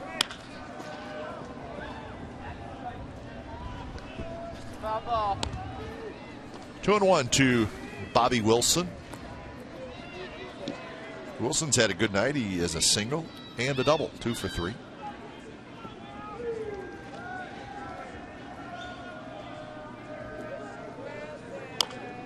Well, the one guy that may come back and look at the Yankees this year was the retirement of Andy Pettitte, veteran left-handed pitcher, and they got Cologne and Garcia, a couple of guys. Of course, Phil Hughes, tough time with him. Burnett's pitching well. CC Sabathia not up to the way he has pitched in the past, and of course that may be the lack of run support. I don't know his run support that he's been given, but he's the ace of their staff, and especially in a time when pitching is so dominant around baseball. Yeah, they almost just, I mean, looking at who they have, you almost get the idea that they may be a starter short for the long run. Which means they'll be looking, trying to find a starter. The Red Sox probably have a little more starting pitching depth, and the Rays starters have been very good. James Shields is having a terrific season. They got David Price, so they have a very good starting rotation. 3-2 pitch to Wilson, and he bounces it just foul again.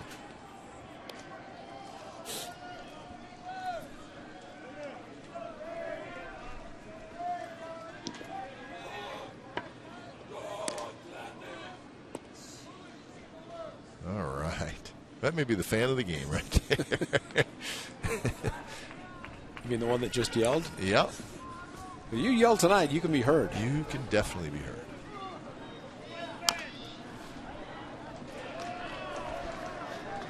The crowd is thinning out, folks. And you know what? You can't hardly blame them tonight. It is very cold. Probably in the mid-40s by now. What was the first pitch? 49? 49, I believe. Oof. Pennington charges. He's got it. Straightens up, and he throws out Wilson for out number 2.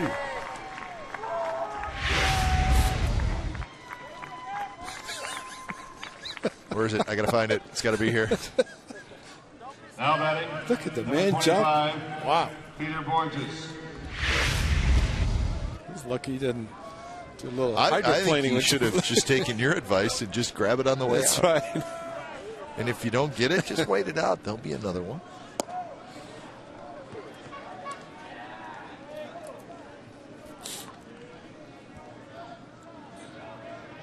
That group is all right.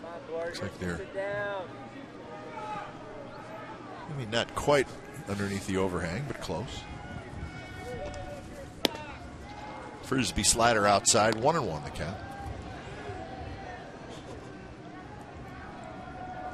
They're the smart Now that group knows what they're doing. Bill Bailey, Andrew Bailey's father, came up to say hello, and he said he's going to have some dinner over in the West Side Club. He might still be up there if he's smart. His wife Lori in town to see their son Andrew. I'm going to spend the week. That's right. He just walked up here, got on the elevator, and came in. It was great. He's the nicest man ever. I said, "How'd you get up here?" He said, I just came up." You think Bill Bailey could ever not talk himself into No, an ask elevator? his son. His son will tell you that his dad has the ability to talk himself into any place. Yeah. Super Bowl, World Series, Bill will get in. And if there are people around him, he will make friends fast. Ziegler grabs it, throws to first. Borges is retired. So the A's come to bat in the bottom of the 8th, trailing 4-3.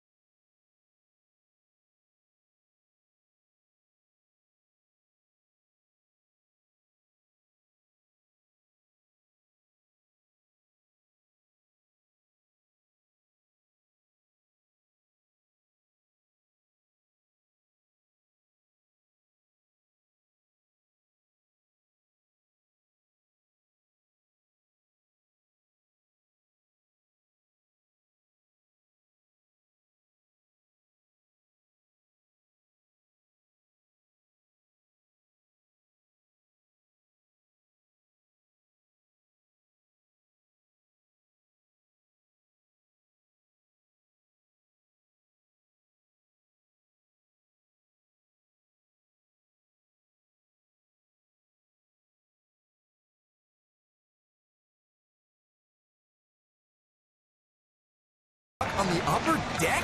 No way! Here's our game summary brought to you by your local Toyota dealers. We had an hour-and-a-half rain delay before the game started. When it did start, the A's grabbed a 3-0 lead. They did that in the 5th inning. An error by Callaspo, the third baseman, helped the A's. And check out the slide by David DeJesus. But then the Angels would come back. They got 2 in the 6th, and then that 2-out RBI single by Howie Kendrick knocked in a pair, and that gave the Angels the 4-3 lead. 4-7-1 for Los Angeles, 3-6-0 for the Athletics.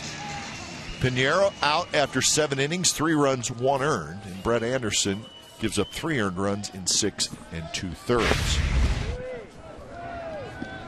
So the A's come to bat here in the bottom of the 8th, and they will face a new pitcher. Left-hander Scott Downs comes in. Another big acquisition that A's did not see early in the season.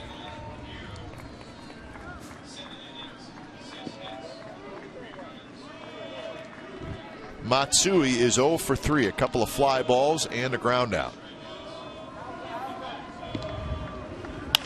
That is a base hit to right field. So Hideki Matsui gets aboard with a leadoff single.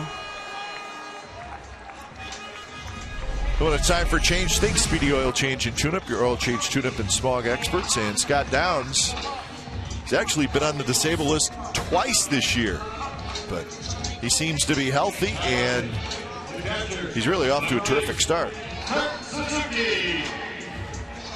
The Angels needed a lefty in the bullpen. So not only did they sign Scott Downs, they also signed Hisanori Takahashi, who is also a left-handed reliever. So they got a pair of pretty good ones down there.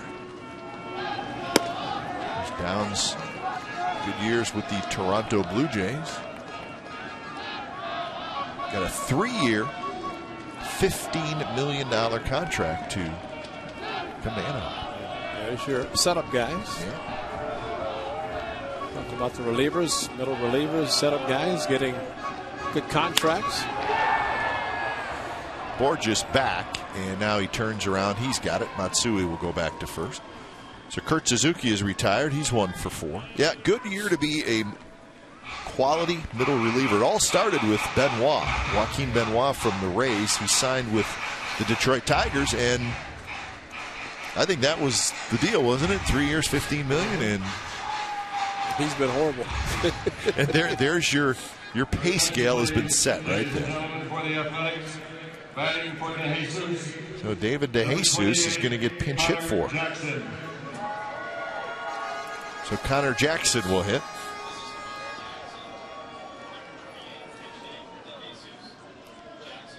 So DeJesus with a double in the 6th, hit by a pitch, scored a run, but he's done for the night.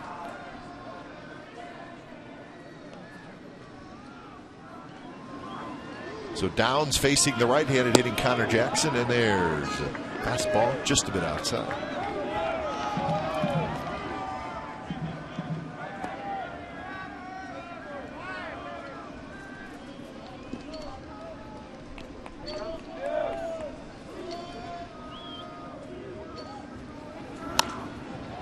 Jackson fouls it back. Connor Jackson with 6 doubles and the home run this year.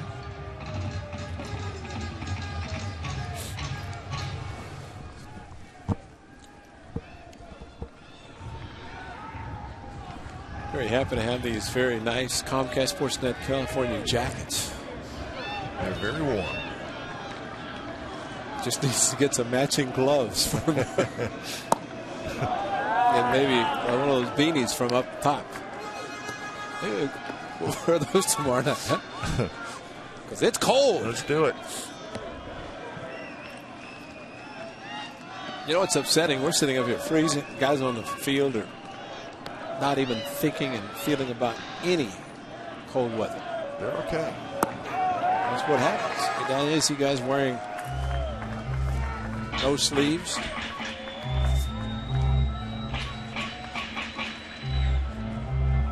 So 3-1 the count to Connor Jackson. Mark Ellis waiting. He's trying to come back against the Angels, down by just one.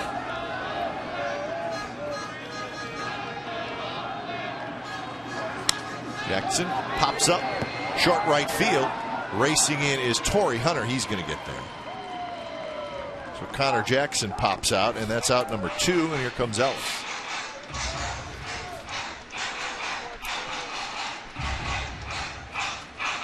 Now batting, second baseman, number 14, Mark Ellis. I wonder if Hideki Matsui's legs are good enough that Trumbo was going back like there wasn't anybody on base, and now he's got a little bit closer to Matsui. He's running well enough. Steal it. Ellis bunts in. It's going to roll foul. The way we've seen Matsui run to first base on some of the balls hit the left side. Yeah, running a lot better than he did last year. Remember this coming Friday, Saturday, Sunday, National League Parks, and we'll see if Matsui is a DH. He's going to be playing some outfield. A's will have many options for the National League Series, at least the series away from the Coliseum. No DH used. So the A's will play 3 series in National League Parks. Of course, the Giants, and then the road trip to the Mets and to the Phillies. So there's your 9 games in National League Parks.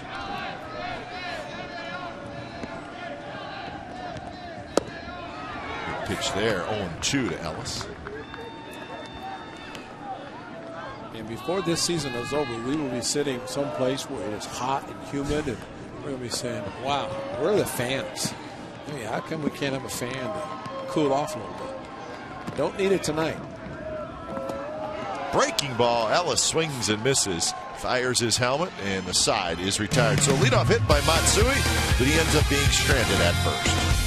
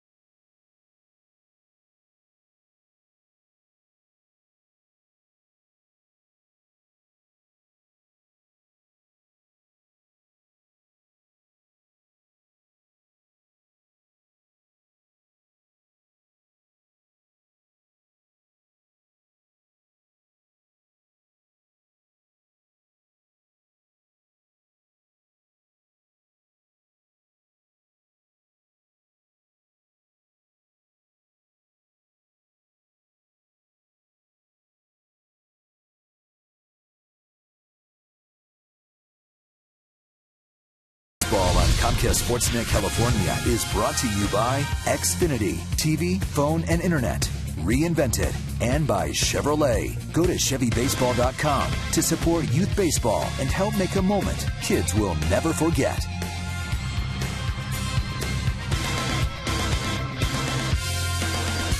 We've reached the 9th inning. The Angels with a 4-3 lead over the Athletics.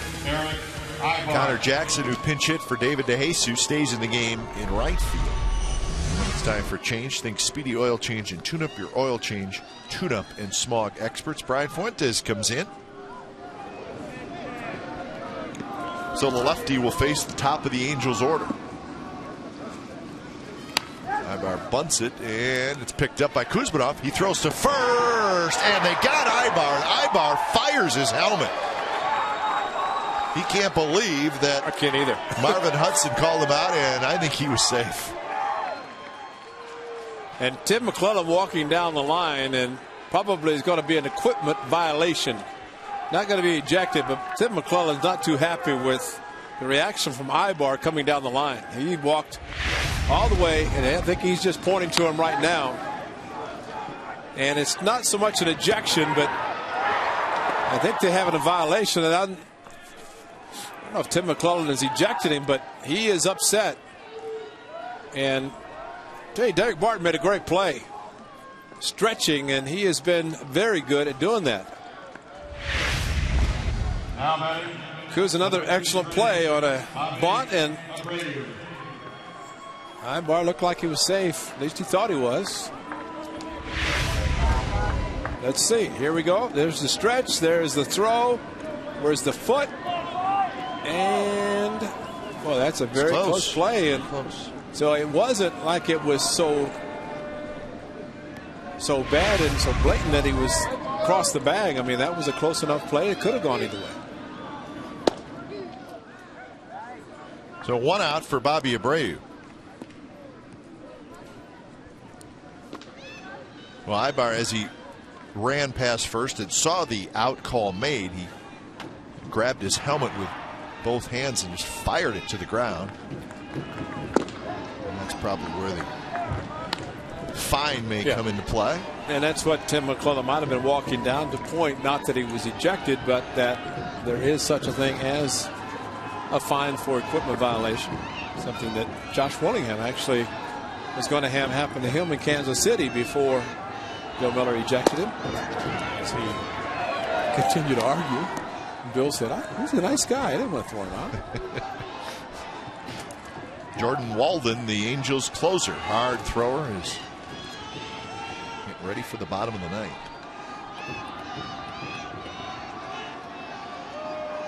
Two and one to Bobby Abreu. Abreu is 0 for 4. He reached on a fielder's choice in the 7th inning and scored a run. He hit the ball that was not the ball that Pennington juggled.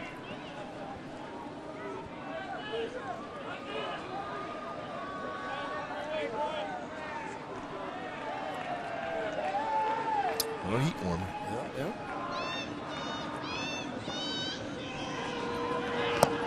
Swing and a miss. Big, slow breaking ball from Fuentes. So Abreu strikes out.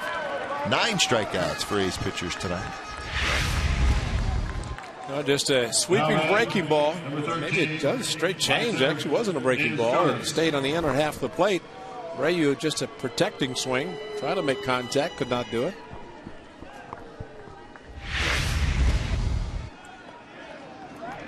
So with 2 outs, Masiris Turres, who has been very tough on the A's tonight. His Turres, he's not a big guy, but he's hitting in that 3rd spot. And tonight he's 3 for 3 with a walk, and he has scored 2 runs. Coco Crisp and Connor Jackson come together to be Coco Crisp. A 3-up, 3-down inning for Brian Fuentes, and we're headed to the bottom of the ninth. A's need a run to tie, 2 to go home.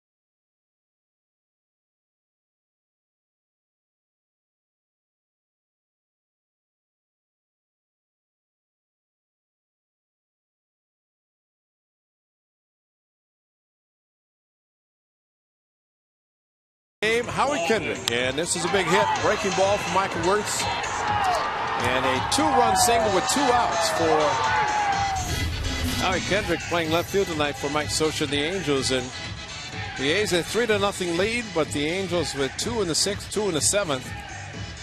The A's bullpen, after a 2-run single, retired 7 in a row. And now big Jordan Walden taking over, trying to save the game for Piñeiro and the Angels. When it's time for a change, think Speedy Oil Change and Tune-Up, your oil change tune-up and smog experts. 7 for 9 in save opportunities this year for Walden. He's a very hard thrower. Called up last year toward the end of August and made a very strong impression and has really taken over the closer duties. Fernando Rodney was the closer out of spring training for the Angels, but it is now the job of Jordan Walden, and he will face the pinch hitter Ryan Sweeney, then Pennington, and then the top of the order, Coco Crisp. Sweeney is hitting for Kuzminov in the first pitch. 3 lefties to face the hard-throwing right-hander. That was a 97-mile-an-hour fastball. So Ryan Sweeney sitting on the bench for 8 innings and grab a bat and get it something starting here in the 9th inning, and that's just a 97-mile-an-hour fastball to start it out. Make it 2 of them. And did you mention that it's rainy and cold? It's still raining? So you want to be a pinch hitter. No, it's not raining now. It did rain for a couple innings, but it's pretty clear now. I bet the clubhouse is nice and warm. Should be. It's maybe a nice place to stay if you're not in the lineup.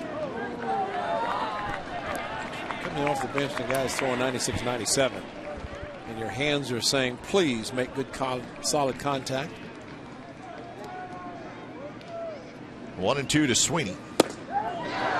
98 miles an hour on the high heater, and Sweeney strikes out. That's out number 1 here in the ninth. Well, someone could say, hey, Ryan, it's out of strike zone. Yeah, that's easy for you to say at 98. You're standing at the plate and trying just to make contact.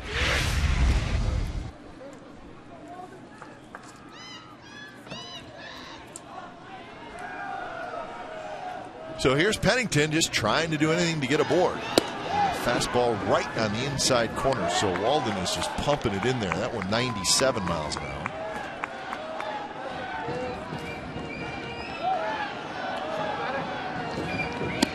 And he's not really over the top. He's a 3/4 guy.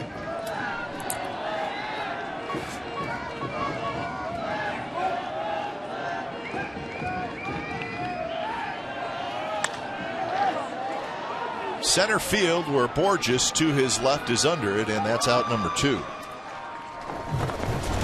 Well, make sure you join us tomorrow. The A's will wrap up this quick 2-game series against the Angels. Gio Gonzalez and the rookie Tyler Chatwood.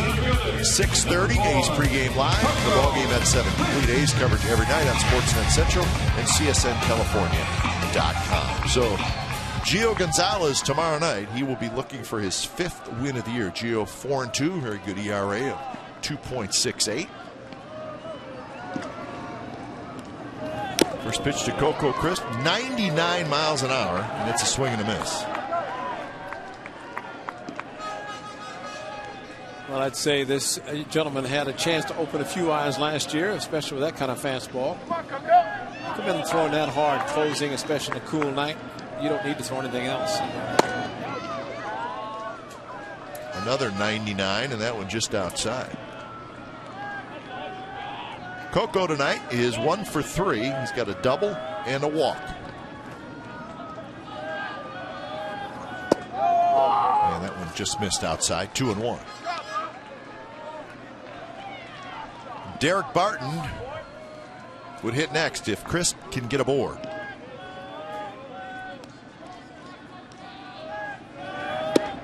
Three and 1. Coco gets on base. Maybe he can steal second where a base hit would score him. Derek Barton drove in 2 yesterday after allowing a stolen base.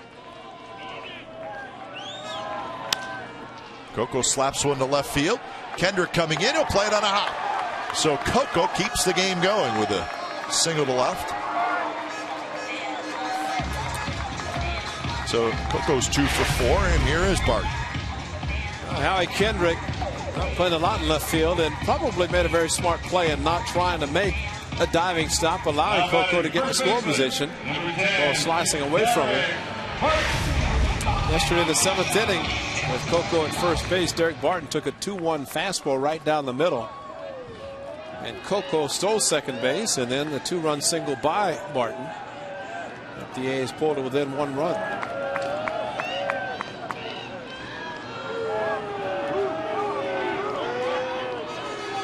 Derek Barton tonight 1 for 3. He walked in the 5th, singled in the 7th. Those were against the starter Pinheiro. Quick throw on Coco's back. My pitcher throws 97-98. Really helps the catcher. Gets the ball very quickly. Catcher does, and usually it's a 4-seam fastball, which is even better for a catcher to throw. Not a lot of movement. Doesn't really have to throw a pitch out. First pitch is low, 1-0. Well, I'd like to see Barton somehow get on base and give Josh Willingham another chance. He's had it yesterday, had it tonight. Give him another chance. Coco runs, pitches a strike, throw to second base is not in time. Stolen base.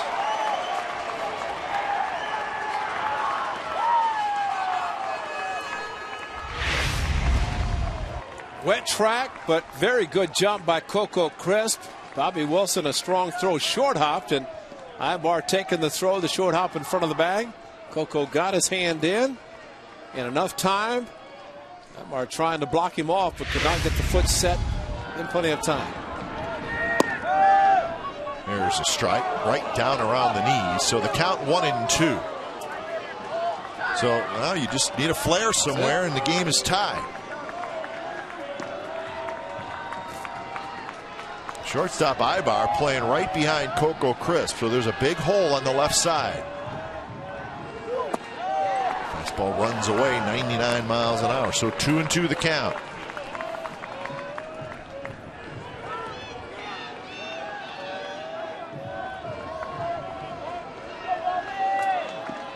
Well, he's been throwing nothing but fastballs. Hard, but straight. That one, right center field, and that's going to get down, and this game is tied. Barton digging around first, he'll head back, and Derek Barton with a 2-out RBI single in the bottom of the ninth, and it's a 4-4 game. Walden got the first 2 outs, but he couldn't finish it off. And got the first 2 very easily. But Coco Crisp, 13 stolen base. He does get in the scoring position, and that's perfect. And Derek Barton, the fastball, pulled the hands in, and like he did yesterday, with a base hit up the middle, scoring 2. This one even bigger because it ties the game. And even Peter Borges in his speed a little bit towards left center could not get to it. Unfortunately, the ball dropped quickly, and guys happy on the bench. Rightfully so. So here's Willingham. So Derek Barton gets his 10th RBI of the year, and it is a big one. You know, what Coco Crisp did, you don't see a lot of guys do it in the 9th inning against a closer, but it should be done more because typically closers don't have a very good move.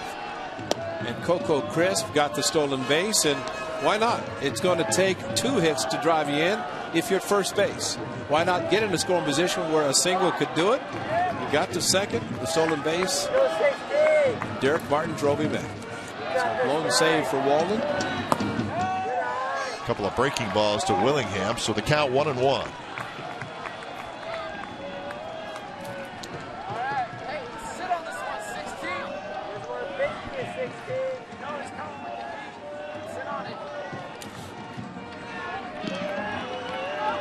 Outfield straight away for Willingham, and the pitch is a fastball outside corner, strike 2 call.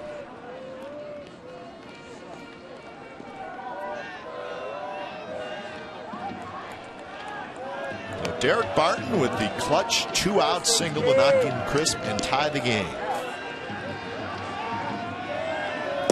breaking ball, swing and a miss, and Willingham strikes out, but Barton's hit ties it, so we're going to extra innings at the Coliseum. It's a 4-4 game.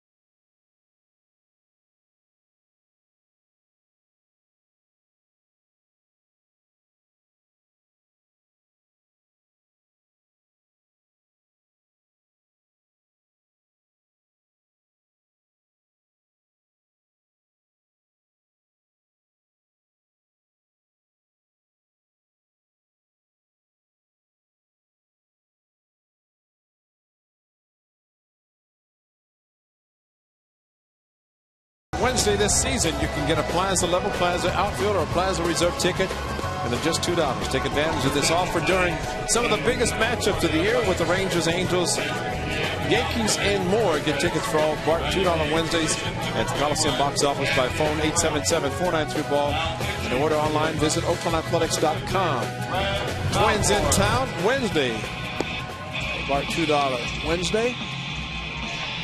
So extra innings for the Athletics. The Angels have played more extra inning games than anybody. The A's have played a few. And when it's time for change, think Speedy Oil Change and Tune-Up. Oil Change Tune-Up and Smog experts. Alaroche at third. And Grant Balfour comes in for his 19th appearance of the year. And this is game number 41 for the Athletics. So Balfour will try to keep this a 4-4 game.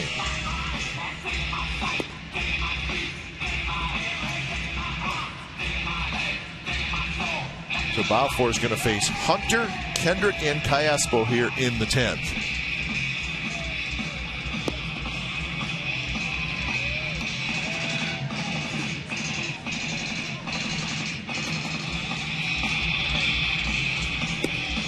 Did you say something, Guy?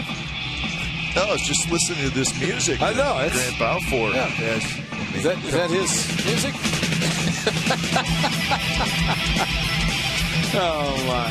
Leading out the top of the 10th inning for Los Angeles. You got all these fans to absorb that music. Yeah, it's good stuff, I tell you. What is it? Bad. It's not as bad as not as bad as Henry Wolford and his music, right? Rihanna? Is that what you said? No, we're not talking about that again. That's an old tired story. Here's Torrey Hunter to lead it off. 0 for 2 with a couple of walks. So we're on to the 10th here at the Coliseum. Balfour's first pitch, a fastball right there for a strike. And after Michael Wirtz got the third out in the 7th inning, Grant Ziegler in, 1, 2, 3. Same from Brian Fuentes in the 9th inning. And that's always important to try to keep it a 1-run deficit. The A's did that. The Pen did it, taking in the 9th inning, and 2 out hits, back-to-back hits, plus a stolen base, and Grant Balfour in again. Good pitch right on the outside corner, and it's a strike. Torrey Hunter with 4 homers and 19 RBIs on the year.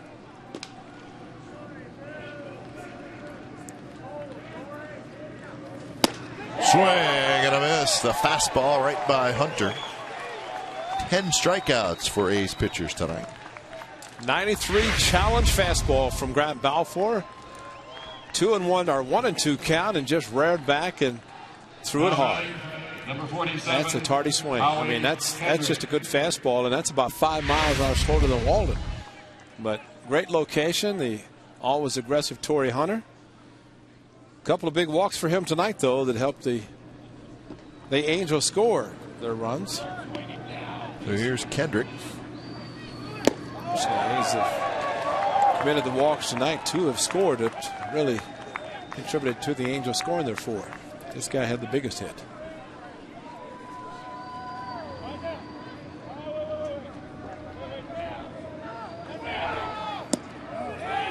Good pitch.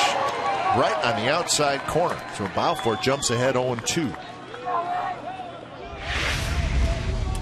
When you got this lively of a fastball, and especially with the location down in the zone and on the corner, I'd go to anything else. Another high fastball. This time it's foul back.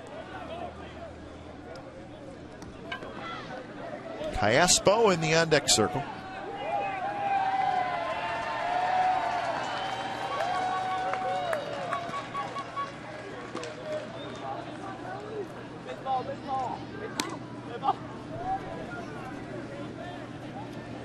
Fernando Rodney is throwing down in the Angels bullpen.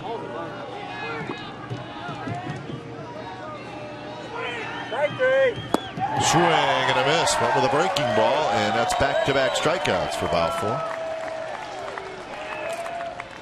Well, Grant Balfour doing a great job, and of course unusual to have a reliever come in with 4 quality pitches, and he has them. It's a good curveball with a couple of strikes after it looked like Kendrick had timed his fastball and dropped a curveball out of the strike zone. Also added at least throwing a few more change-ups, but the fastball is his pitch.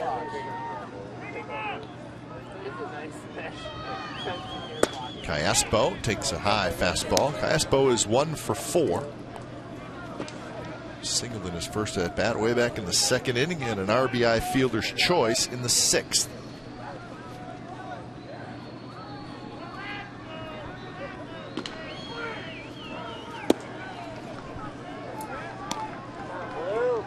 Nine consecutive Angels hitters have been retired. As Ray said, that bullpen has done a nice job for the A's. Michael Wirtz struggled a little bit, but since then, 3-0 to Callaspo. Mark Trumbo on deck. 2 right-handed hitters to start this inning, Hunter and Kendrick, and Balfour with a fastball towards the outside part of the plate, but now the lefty to the outside. That one a good strike, but it's a different side of the plate. Kind of follow through to the right-handers. The left-hander trying to hit the outside corner, and he missed the first 3.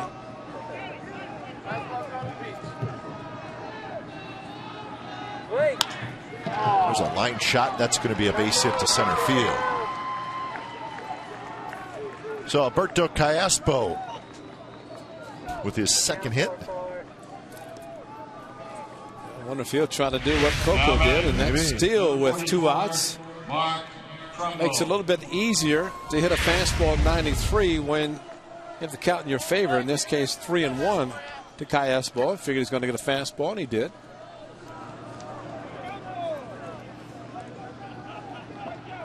That's Hank Conger who's putting the batting gloves on. Mark Trumbo, powerful right-handed hitter, steps in. He's 0 for 3 tonight with a sacrifice fly, and he swings and misses. I see a right-hander, so he follows through to the outside, and a little bit extra giddy up on his fastball for Balfour to the right-hander.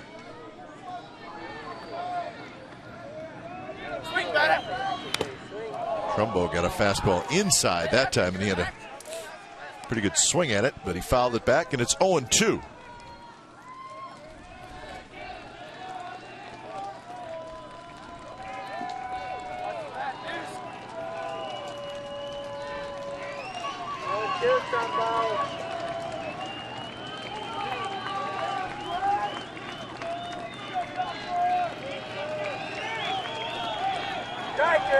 Swing and a miss. He struck him out. He threw the heater right by him.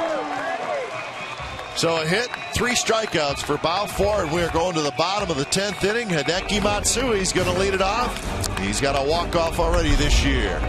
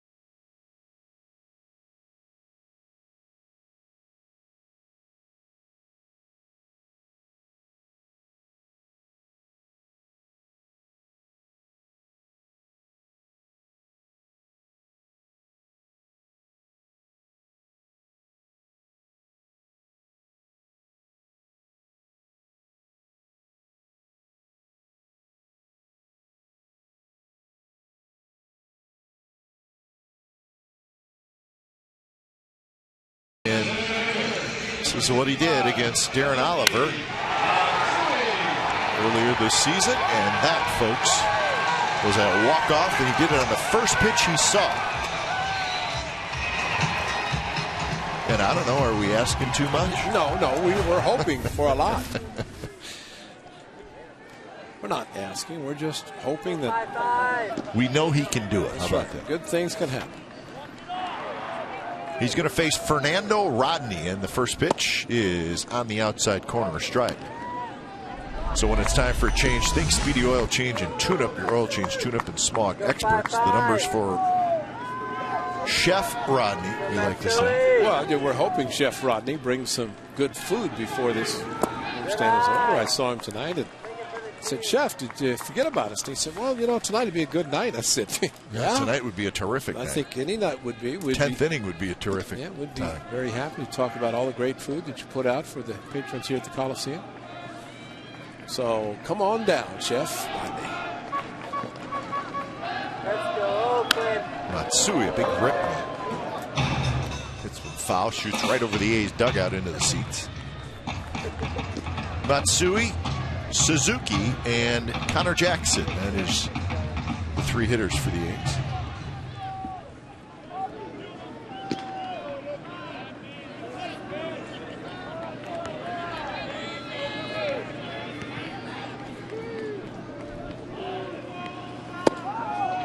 Rodney throws very hard, and he's got, what is it, a palm ball? Yep.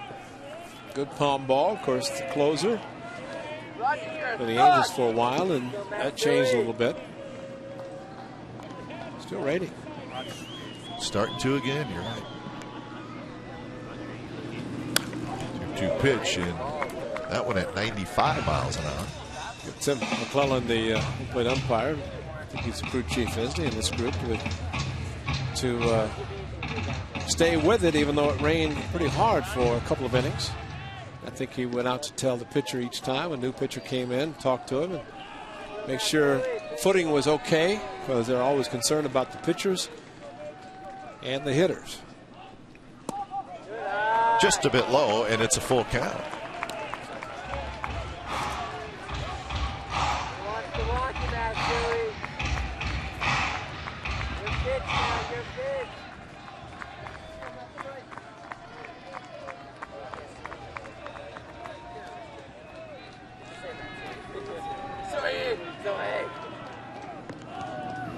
Swing and a miss, and there is that palm ball. 3-2, and he threw it to Matsui, and he gets the strikeout. So the catcher wiggle the fingers, used as an indicator for the changeup, and more times than not, The pitches, in this case, the palm ball. Splitters, hard change-ups that look like splitters. Even Michael Wirth's slider. If you just went up and put the bat on your shoulder in that situation, it's ball. Yep. You're going to walk. And hard to do. You think about it, but it's very hard to do. Suzuki takes outside. Kurt is 1 for 4. He had a single in his first at bat. That was back in the second inning. The one thing these pitchers do in those counts is that they sell it. Rodney threw it like he was throwing a mid-90s fastball, pulled the string.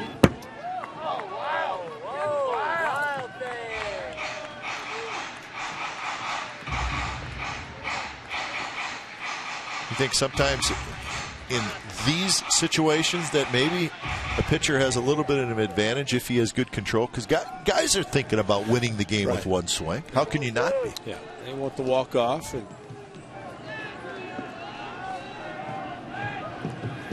2-0 pitch is outside. 3-0 is close. Rodney wanted it. And it is indeed raining again here at the Coliseum.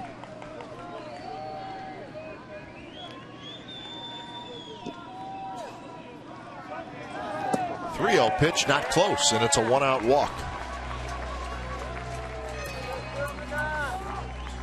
We'd like to get an overstock of food here at the Overstock Coliseum, wouldn't we? Yes, we would.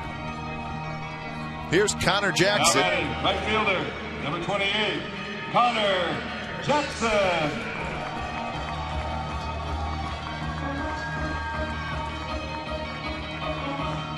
Jackson pinch hit for DeJesus. That was back in the 8th inning and hit a fly ball to right field.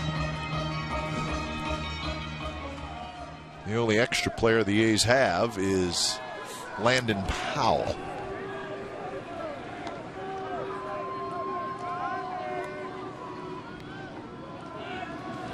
Outside, so 5 straight pitches out of the strike zone by Fernando Rodney. And as hard as Rodney throws, we've seen a couple of sliders already in this inning, and a couple of Suzuki that ended up badly out of the strike zone and bouncing. Rob Picholo, bench coach for Mike Socha. Mike Butcher, the pitching coach. Picholo, former member of the Athletics many years ago.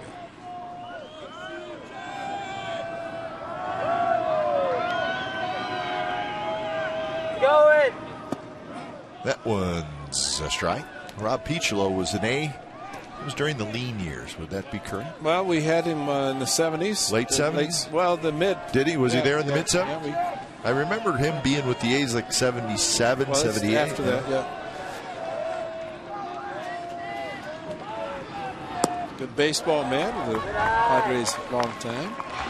He was a bench coach for Bruce Bochy. I think he was, yeah. So another bench coach for Mike Socha becomes a manager, and Joe Madden, Ron Renicky, and Rob Picholo. 2-1 the count to Connor Jackson. Short lead at first by Kurt Suzuki. And now 3-1. So Rodney having trouble finding the strike zone. The A's trying to take advantage of that. Well, especially throwing the palm ball. Connor Jackson, a very good eye, very patient, very quick with his bat, especially when it gets a fastball.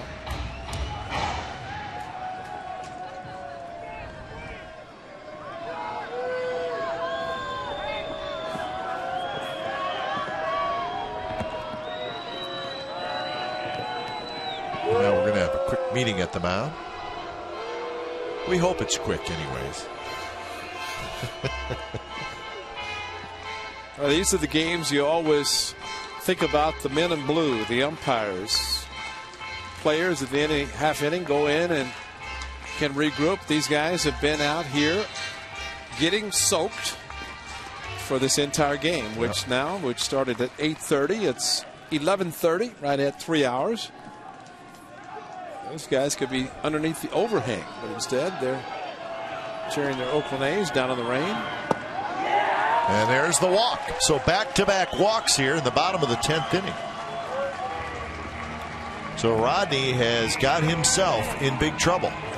Connor Jackson, I tell you, he has done a very good job. I've really been impressed with him, the way he takes off-speed pitches. And there was a 2-1 and 3-1 palm ball that he got, started, recognized the pitch, and took both of them for balls.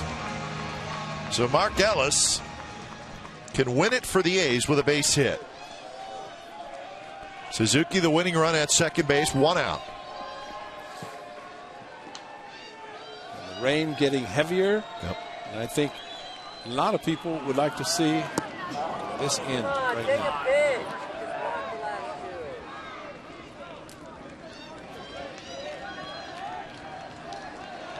Mark Ellis is 0 for 4. He reached on an error in the 5th and scored a run.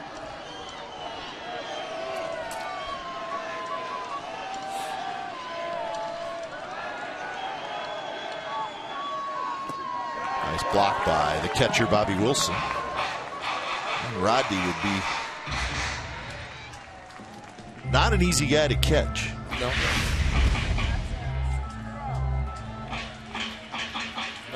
The technique, Bobby Wilson's perfect, blocking balls.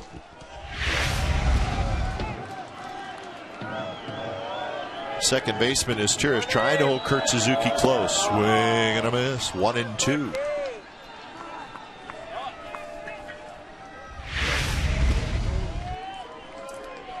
Pulled it again, although they left this one up and floating down and in. I think the way the cap was positioned on Rodney's head kind of fools the hitters. Kind of pointing towards the on-deck circle of the visiting team. It's his way of deceiving the hitter. That's right. It's like he's looking over towards the on-deck circle. Check it out.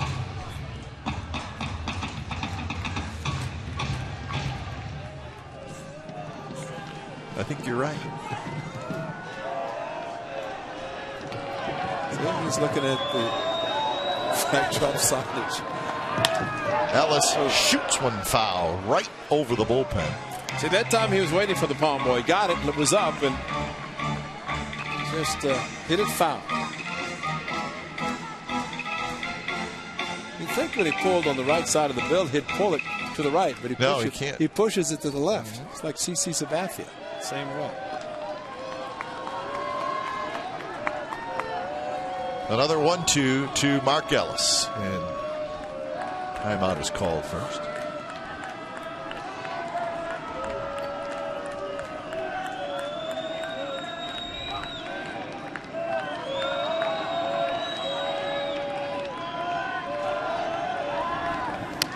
Ellis check swing, and it goes to the backstop. It was not a foul ball. The runners move up. A huge break for the Athletics, and Wilson is going to argue with the home plate umpire, and doesn't matter. Yeah, they're checking to see if Ellis went around, and they say no. So it ends up second and third. A huge break for the Athletics. Well, now Mike Scioscia's going to go out and talk about, because go-ahead run is at third. What do you do with the infield? Actually, infield and outfield have to play for the play at the plate. All of a sudden, instead of being a double play situation, Mark Ellis starts his swing, but you're right, this pitch high, it almost sounded like a foul ball. But clearly, Mark Ellis, did he go through? Kept the bat back, body kind of turned a little bit. Better angle that Marvin Hudson had here. And, you know, the way his body kind of turned, it could have gone that way, but and Mike Scioscia asking, check, swing. Did he go? Marvin Hudson said no. Raymond back there saying, Mike, you still in the picture? And I'm getting a lot of airtime. Yeah, they got the 5 infielders. Yeah, they do. They yep. brought the 5th in. Mike Scioscia does this more than anybody. And you could bring your left fielder in, who's Howie Kendrick, who's a second baseman. Yeah, that would exactly. Make the most sense. So Torrey had a smile on his face. I think he realized what was going on. So Borges will play We'll call it left center, and Hunter will play right center. And that's one guy can cover the ground. Borges can do that. Yeah, he needs a smaller glove. Kendrick does, because he has the big outfielder's glove. But yeah, Mike Scioscia does this quite often. And, of course, he's going, since it's 2-2 on Mark Ellis, it looks like they're going to face him.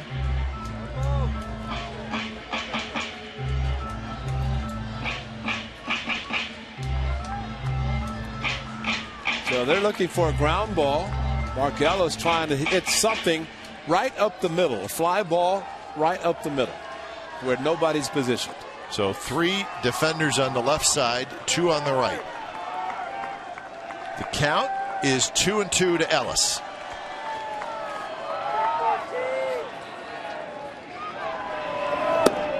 And that one misses. It's a full count, 3-2.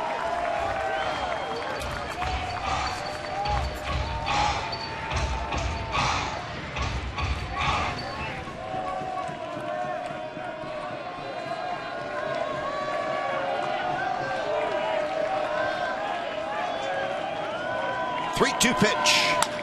Bounced foul as Ellis reached for it and just got a piece of it.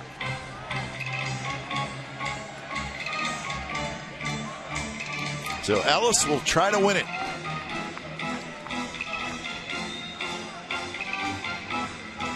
The on-deck hitter is Andy LaRoche. Well, in this situation, Rodney knows that even if he walks Mark Ellis, then they can go back and play for a possible double play. Mark just trying to stay back because of the palm ball, even if he's late swinging on the fastball. He bounces that one. Charging is Kendrick. The throw home is wide, and the runner is safe, and that's the ball game. So the A's win it in 10 innings, 5-4. Well, and Kurt Suzuki is not your Coco Crisp, but he got a tremendous jump. He was going on contact. And Fernando Rodney, 2 walks, 5 infielders. The A's still win the game on the infield ground ball. They'll take it.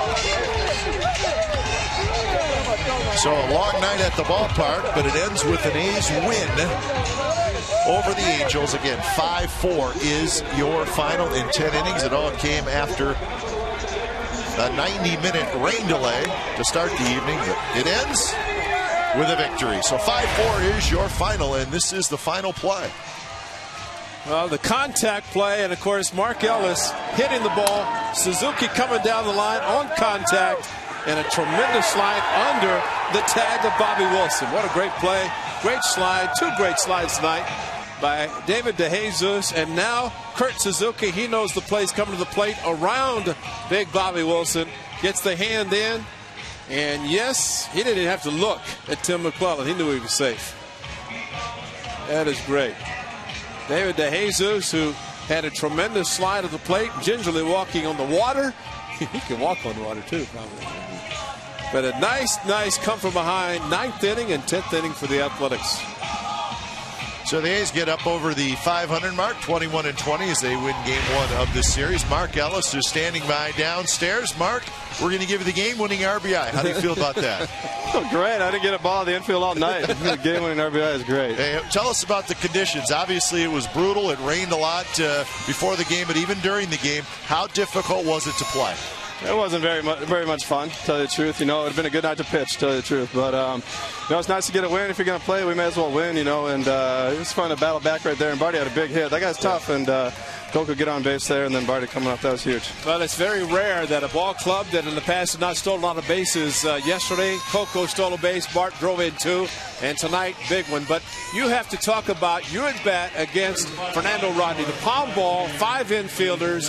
How much were you sitting back waiting so you weren't fooled on the palm ball? Yeah, my thumb, I think, is still at home plate. You know, I thought for sure he'd throw that palm ball right there. You know, that's his pitch. You figured he'd go with his best pitch right there. But he threw a fastball, and there's a huge gap up the middle. I was trying to hit the ball up the middle, and was fortunate Zook got a good jump at third base, and but I knew I wasn't going to strike out right there. Hey, Mark, you guys win the game tonight again, a game over 500, but do you feel like as a group you're just still not playing your best baseball, and there is a lot of room for improvement, and there's no reason why this team can't leap out and get a bunch of games over 500? Yeah, I hope we're not playing our best baseball. We got a lot of ball games left. So hopefully we'll start swinging the bats, myself included, and put a bunch of wins together and win a bunch of series. And if we win a bunch of series, this division's wide open, and it's going to come down to the end of the season like it always does. And Mark, what does it say about your ball club that you're trailing, and the Angels, after a 3-0 lead, they came back to take the lead, and with the conditions, cold, been very easy to say, well, let's get them tomorrow, but yet you guys come back. What can this mean to your ball club, even though the offense isn't where it's expected to be, but yet to win a game like you did tonight? No, it means a lot. It really does. And a game that nobody really wants to be out here. You got probably 2,000 people in the stands, and it's tough, but those are games that if you win those games, you're doing good, and especially against a division rival, especially when they came back like they did on us. So it's a really good win for us. Well, Mark, thanks for joining us. I know it's been a long night. Hit the warm clubhouse. All right, guys. Thanks. All right, so Mark Ellis knocks in the winning run. Certainly exciting, but I do think the team showed some character. They had the 3-0 lead, then they lose it. And Derek Barton really down to I think it may have been his final strike, and he dumps one in there, and give Coco Crisp credit as well in the night. Well, I'd like to find out where the 2,000 people were this late in the game, but it was still, they were here, the people that did stay. But I think what Mark said, to get to the ninth inning, and Coco Crisp to steal a base, which, again, he did yesterday. And for Derek Barton, a lot of times you get a pitch, the runner might be running, and the pitcher's going to throw you a good fastball. You can get greedy and try to swing at it, but Derek Barton, very patient, again, tonight, took the pitch, allowed Coco to steal, and then came through with a big hit. And there's no doubt this is one of the biggest, it's the 41st game. They're over 500 again, but to win a game under the conditions tonight when, like Mark said, not a lot of guys even want to be out of here, but they did. They won it. It's a big one. So the A's get one in the ninth to tie it, and then they win it in the bottom of the 10th. So 5-4 in 10 innings is your final score tonight here at a very wet Overstock.com Coliseum. Don't go away. A's Postgame Live with Jim Kozimor and Shooty Babbitt starts right now.